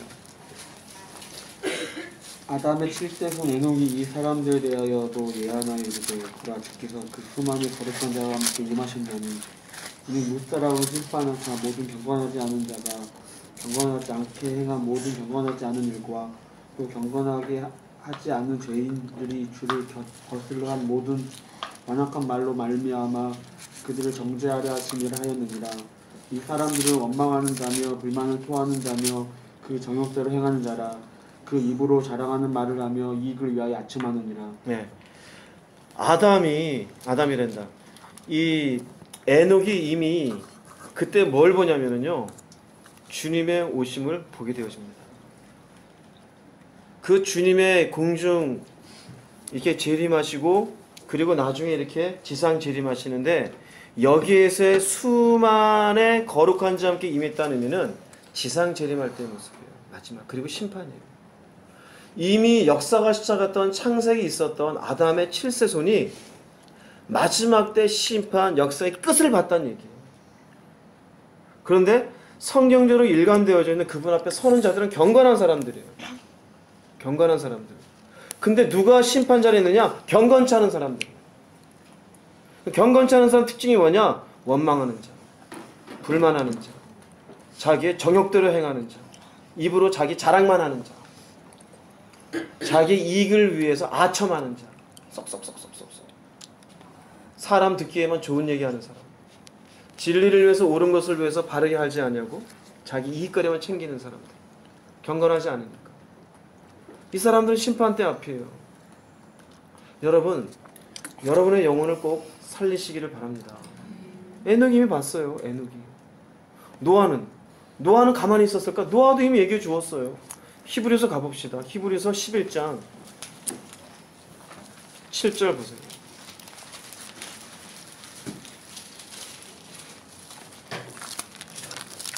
믿음으로 노아는 아직 보이지 않는 일에 경고하심을 받아 경외함으로 방주를 준비하여 그 집을 구원하였노니 이로 말미암아 세상을 정죄하고 믿음을 따르는 의의 상속자가 되었느니라. 노아는 보지 못하는 경고하심 받아 방주를 예비했어요. 그 방주 지으면서 주변 사람들에게 하나님의 오심에서 얘기 안 하십니까? 하죠. 심판하실 것에 대해서. 근데 주변 사람들이 들어요, 안 들어요? 안 들어요. 미친 영감 취급해요. 에녹 얘기 듣고 사람들이 들어요? 안 들어요. 안 들어요. 근데 저도 똑같은 심정이에요. 이렇게 얘기한데도요, 피곤하면 자고, 돈 버는 데는 눈이 벌겋고, 하나님 앞엔 경건하지가 않아요. 직장에서는 열심히 살고, 하나님 앞엔 열심히 안 살고, 교회 안은 의로운 척해요. 나가서는 자기 멋대로 살아요. 물론 제가 어떻게 사는지 모르죠, 다. 자세하게는. 그런데 여러분의 얼굴 표정을 보고 기도하는 내용을 보면은 거의 7, 80%의 느낌이 와요. 어떻게 살았는지. 저도 어떻게 느낀지 몰라요. 느껴져요. 헛살았구나. 한 주간. 또 지 맘대로 살았구나. 기도 안 해가지고 또 이러고 있구나. 혈기가 살아있고 정욕이 살아있고 자기 이익을 위한 삶이 있고 먹고 살기 위한 20년, 30년의 계획만 있고 하나님 앞에는 없고. 노아 때도 이미 다 얘기해 주었어요. 하나님. 이 시대도 마찬가지예요. 참 답답해요. 답답해요. 저는 가이드입니다. 여러분들에게 지금 알려드리는 거예요. 이렇게. 예수 왜 믿습니까? 좀 잘 갑시다. 잘 갑시다. 네? 지난번 제가 얘기했었잖아요. 우리가 보존해야 될 것들. 믿음, 사랑, 소망. 보존해야죠. 2주밖에 안 됐는데 제가 봤을 때 잃어버린 사람 많아. 하나됨을 위해서 가져야 될 것들. 그런데 또 마음에 여러 가지 많은 인간적인 미움, 시기, 질투. 긍휼한 마음은 없고 용서도 없고. 그 왜 그럴까요? 다 깨어있지 못하니까요. 깨어있다는 의미는 뭐예요? 기도하는 거예요. 성경에 깨어있는 것은 기도예요. 예수님 기도할 때 마태복음 가봅시다. 26장인가요? 주여. 26장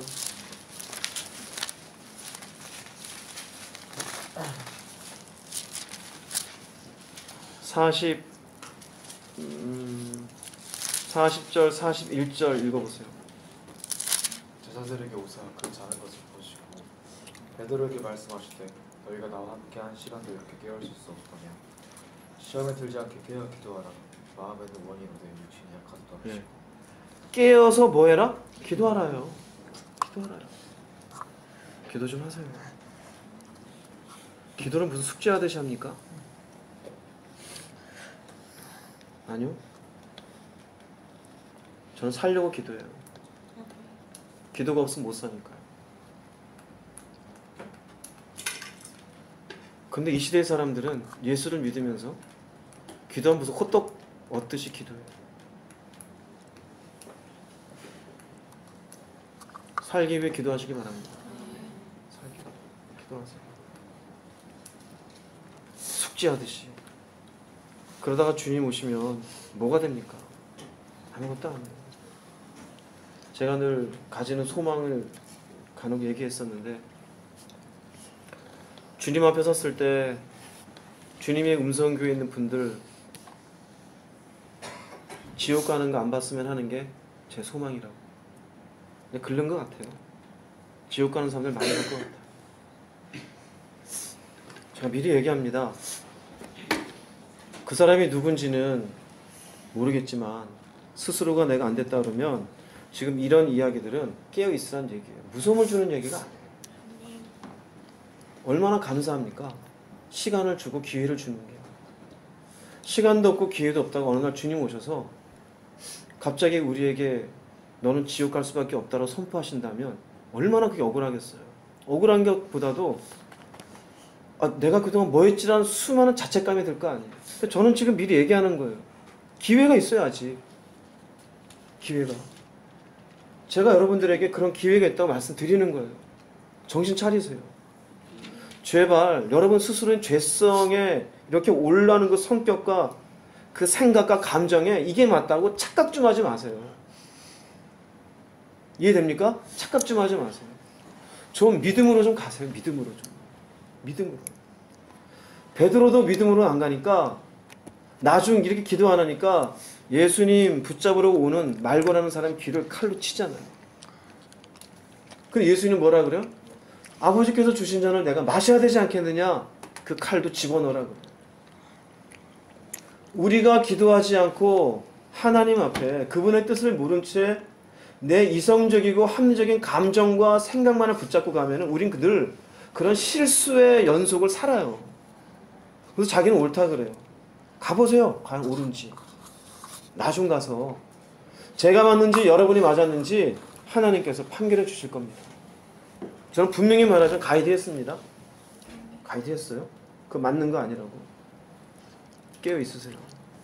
지금 우리가 사는 이 시대가 2017년이지만 몇 년 더 우리에게 주어질지 모르겠지만 정말 말씀에 있는 그대로 지금 예루살렘 주변에 있는 이슬람권 무슬림들이 정말 그들이 단합해서 곧 1년 안에 전쟁을 벌이게 되어지고 그로 인해 정말로 영국이나 미국이나 호주 이런 나라들이 개입하지 않게 되는 순간 그때부터는 하루하루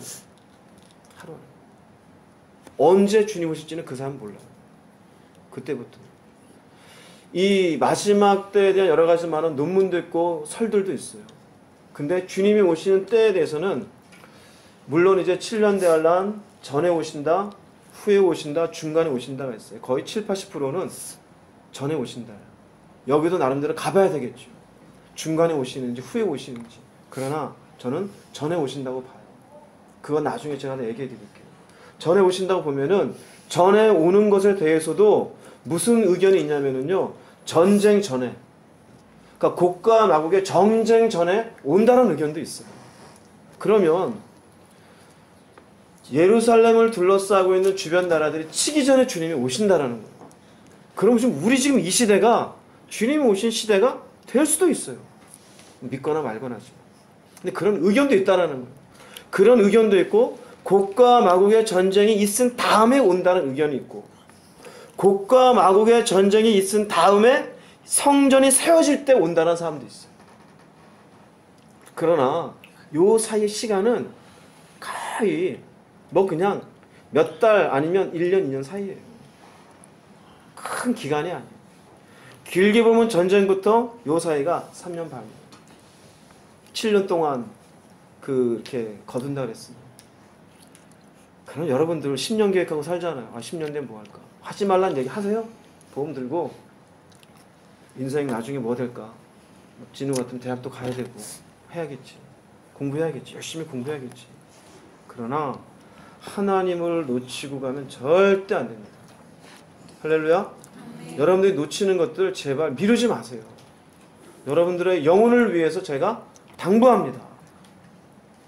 밥은 먹는데 왜 기도 시간은 빼요? 네? 돈 벌려고는 애를 쓰면서 주님과의 관계를 회복하기 위해서 왜 애를 쓰지 않습니까? 제발 좀 애쓰세요. 자기의 감정, 기분 나쁜 건 다 표현하면서 하나님의 그 기분 나빠하시면 왜 모릅니까? 이 땅을 향한 진노, 나를 향한 계획을 알기 위해 노력을 해야 될 거 아니에요? 노력 좀 하세요. 노력 좀. 그분의 은혜가 아니면 우리가 못 살아요. 그래서 새벽에 아브라함 얘기 하잖아요. 아브라함도 살아도 우리가 자세히 보니까 우리랑 별 차이 없죠. 아브라함이라는 사람이 위대한 게 아니라 그랬죠. 뭐가 위대하다? 은혜가 위대한 거예요. 그럼 깨어있는 건 은혜를 구하는 거예요. 은혜 좀 구하세요. 할렐루야. 이런 은혜를 여러분과 나누는 자리를 사모하시고 들으시고 그 듣는 걸 통해서 양식을 삼으시고 여러분들의 일상생활을 오늘 말씀 들었다고 해서 팽개치지 마세요. 저는 절대 그거 말하지 않았습니다. 여러분들의 삶의 터전에 최선 다해 사세요. 그러나 부탁합니다. 깨어있을 시간이 없어서 못 깨어있는 게 아니에요.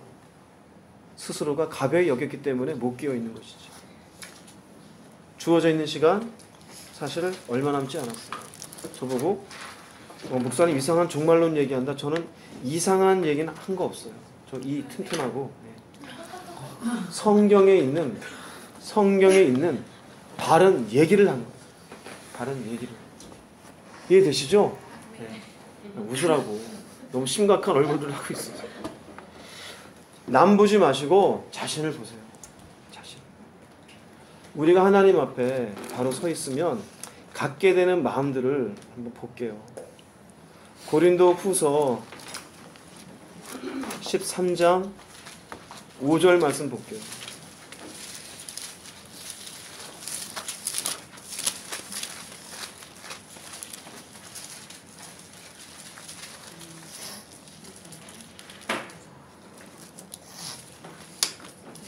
(13장 5절) 말씀이요.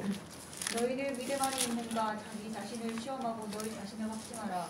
예수 그리스도께서 너희 안에 계신 줄 너희가 스스로 알지 못하느냐. 그렇지 않으면 너는 버림받은 자니라. 네, 예수 그리스도께서 여러분 안에 계신 걸 알고 계십니까? 아니 그것을 내 마음에 누리고 살고 계십니까? 그게 무슨 의미인지 아세요? 내 안에 그분이 살고 계심을 믿는 사람은 그분을 주인 삼아 삼는 사람이에요. 사는 사람. 그게 믿음으로 사는 거예요. 내 성질대로 살고 내 생각대로 가는 게 아니에요. 주인님이 말씀하신 대로. 결국 나는 죽고 예수가 내 안에 살았다는 얘기예요. 주님, 당신이 기뻐하시면 하겠습니다. 당신이 원치 않으시면 멈추겠습니다. 그게 됩니까? 그럼 당신, 여러분들은 깨어있는 사람이에요. 근데 그게 아니라 교리적으로 주님이 내 안에 계셔. 그건 아니에요. 그건 자기 마음대로 살아요? 아니에요. 거듭 말합니다. 예수님이 내 안에서 주인 되어서 나를 통제하는 사람은 깨어있는 사람. 교리적으로 입으로 예수님 내 안에 있다고 말만 하지 내 마음대로 사는 사람. 그 사람 버리운 사람. 분명히 말합니다. 천국과 당신과 관계가 없어요. 로마서 14장 가보겠습니다. 로마서 14장 22절 말씀입니다.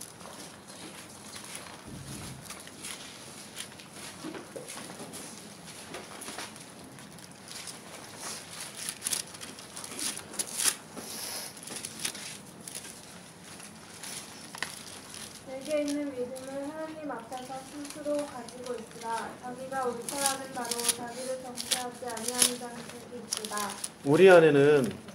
우리 안에 양심이 있어요. 성령님이 계시고 내가 믿음으로 가고 있는 것에 대해서 내 양심 속에 성령의 역사하심에 나를 체크하지 않는 자가 복이 있다라는 거예요.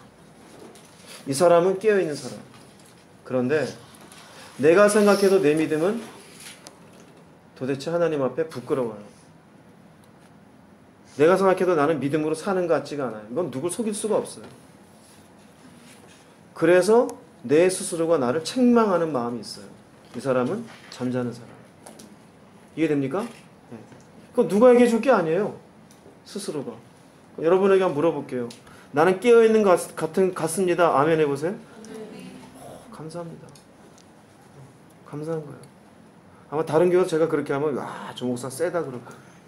세긴 말씀이 세지 제가 센 게 아니잖아요. 제가 해석해 줬을 뿐이지. 여러분 속에 하나님 앞에 책망받지 않는 믿음의 삶을 산다라는 스스로에 대한 확증이 있기를 바랍니다. 그게 있어야 돼요. 그런데 나는 이렇게 살면 안 되는데. 교회 와서 교인들이 볼 때에는 집사님 믿음 좋으신 것 같아요. 그게 중요한 게 아니에요. 내가 하나님 앞에 섰을 때 내가 그분 앞에 책망받는 게 없어요. 그게 깨어있는 사람이에요. 여러분 깨어있으십시오. 또 한 군데 가볼게요. 요한일서 3장 21절.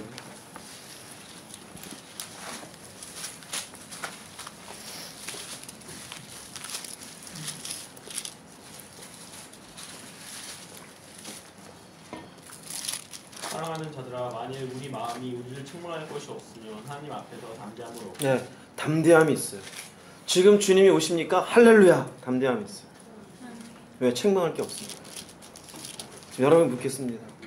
이제 30초 뒤에 주님이 오십니다. 이것이 기뻐지고 기다려지는 분 아멘 해보세요. 아멘. 할렐루야, 할렐루야. 그런데 책망을 받고 지금 오시면 안 돼요. 이거 지금 잠자는 사람. 언제까지 그러고 갈 거예요? 한평생 그러고 오지 않았어요? 근데 언제까지 그럴 거예요? 이제 주님 언제 오실지 모르는데 한평생 그러지 않았습니까? 하나님 앞에 우리 마음이 우리를 책망할 것이 없으면 내 안에, 그러면 담대함이 있어요. 어떤 사람들은 그래요. 주님 오심 앞에 어떻게 인간이 담대할 수 있냐고. 담대해져요. 말씀이 있잖아요. 예, 아멘. 주 예수 오시옵소서. 제가 기다렸나이다. 오십시오. 지금이라도. 그 마음이 생겨요. 자연스럽게. 이 마음이 생길 때까지 여러분 깨어 있으십시오. 할렐루야. 스스로를. 먹고 사는 문제가 중요한 게 아니에요. 물론 먹고 사는 일을 해야 되죠. 근데 시간이 없어 안 한 게 아니다 이거예요.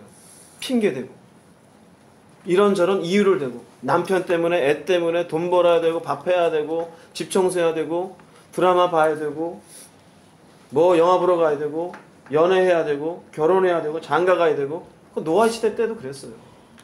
노아 시대 때도.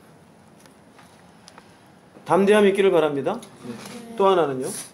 요한일서 4장에 18절 말씀. 사랑 안에 두려움이 없고 온전한 사랑이 두려움을 내쫓나니 두려움에는 형벌이 있습니다. 두려워하는 자는 사랑 안에서 온전히 이루지 못하였느니라. 사랑 안엔 두려움이 없어요. 그분의 사랑으로 인해서 내가 그분 앞에 서는 것에 대한 두려움이 없어요. 두려움이 있다는 것은 내 안에 그분을 향한 사랑도 없고 믿음으로 살지 못해서. 그래서 계시록에 보면은 지옥 가는 자 중에 특징말이 뭐냐면요. 두려워하는 자. 두려워하는 자. 계시록 가볼게요. 뭐 저에게 의심의 눈길을 보내는 사람이 있어서 눈으로 보여드릴게요. 제가 좀 세게 하는 게 아니라 그랬습니다. 요한계시록 21장 8절 말씀.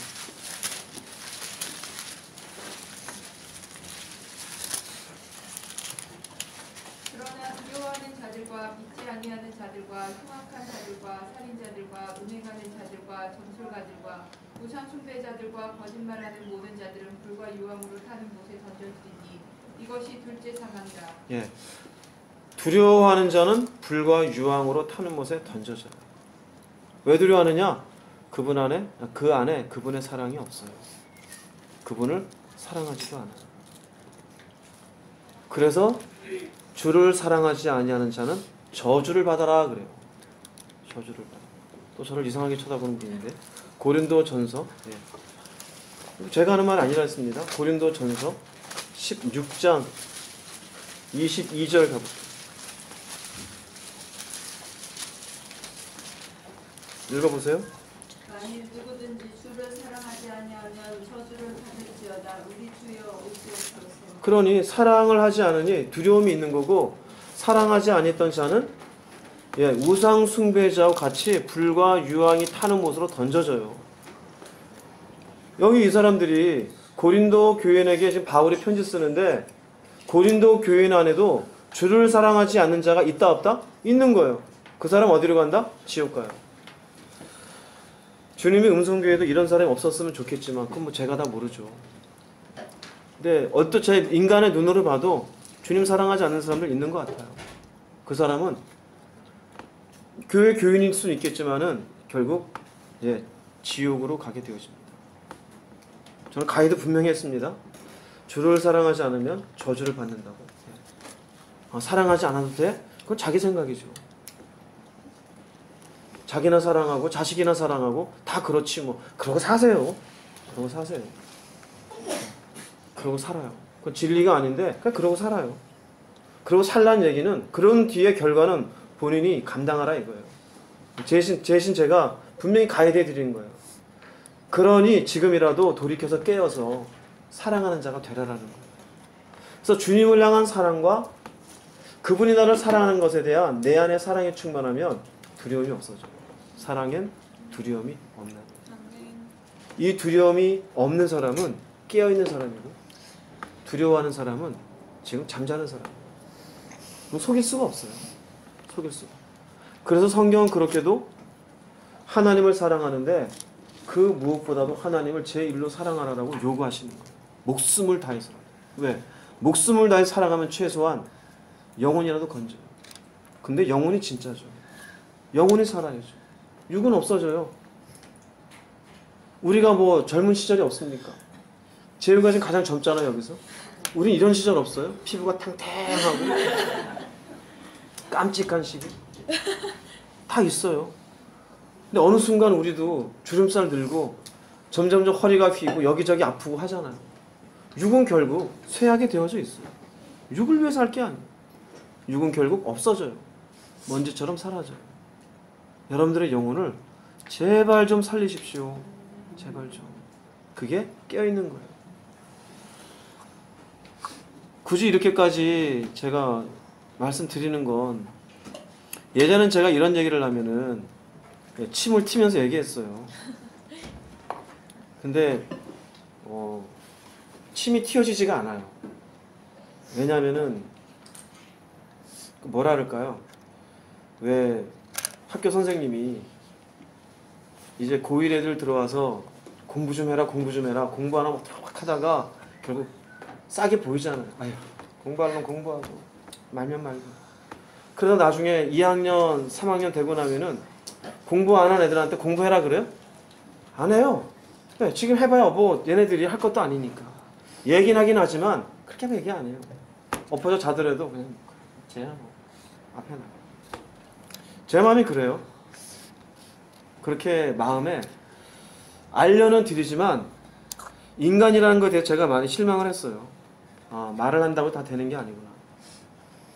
듣는 사람은 듣는 거고 안 듣는 사람은 안 듣는구나. 결국 자기 고집대로 자기 생각대로 참 교만한 게 인간이다. 제가 너무너무 뼈저리게 발견했고 경험했어요. 그래서 침튀 얘기 안 해요. 단지 알려드리고 저는 갑니다. 기차 타고. 갈 사람 오세요.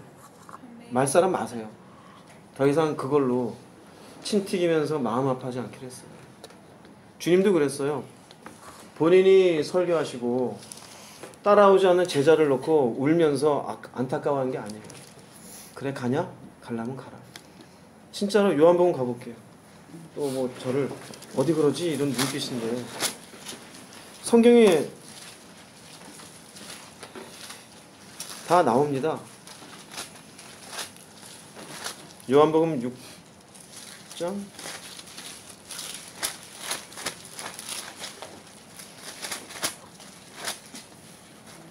6장 말씀 보면은 66절 읽어보세요.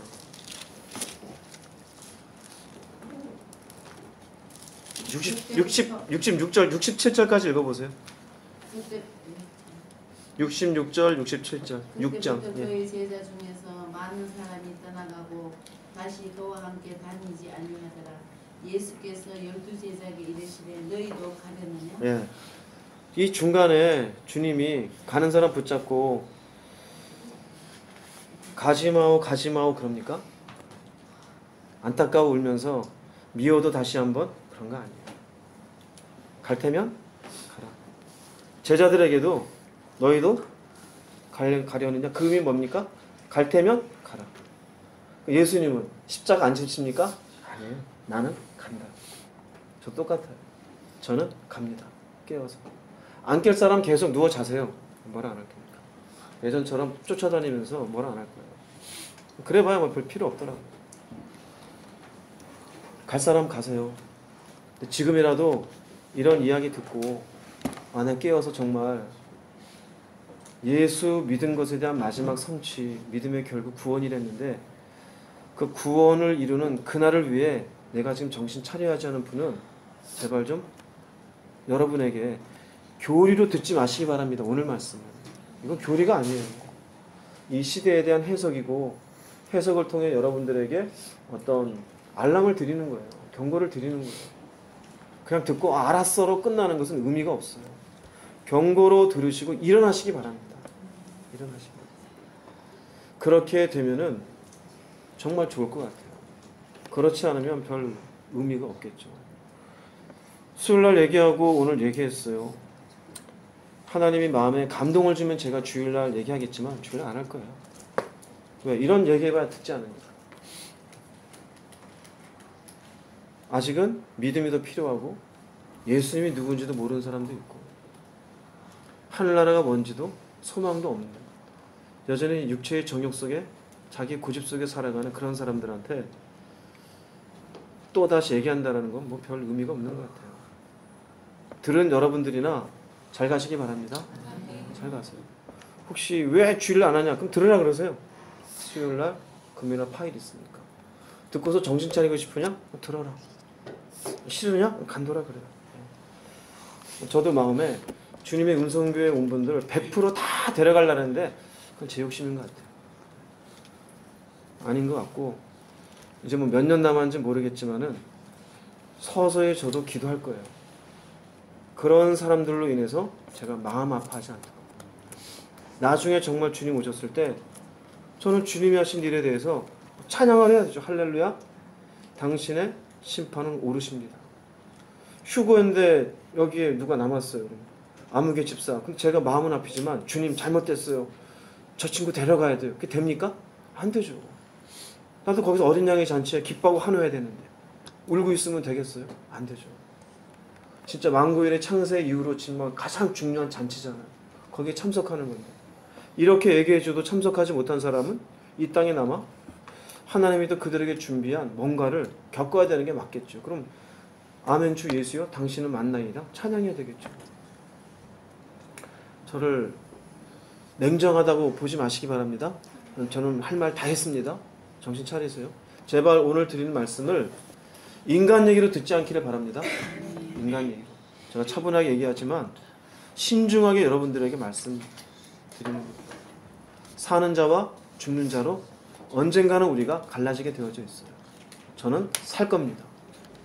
죽든지 살든지 여러분 선택하십시오. 똑바로 믿든지 적당히 교회 다니다가 죽든지 여러분 선택하십시오. 그 결과는 여러분에게 달렸지 저한테 달린 게 아닙니다. 할렐루야. 똑바로 가세요. 옆에 분하고 이렇게 인사합시다. 잘 갑시다. 잘 갑시다. 잘 갑시다.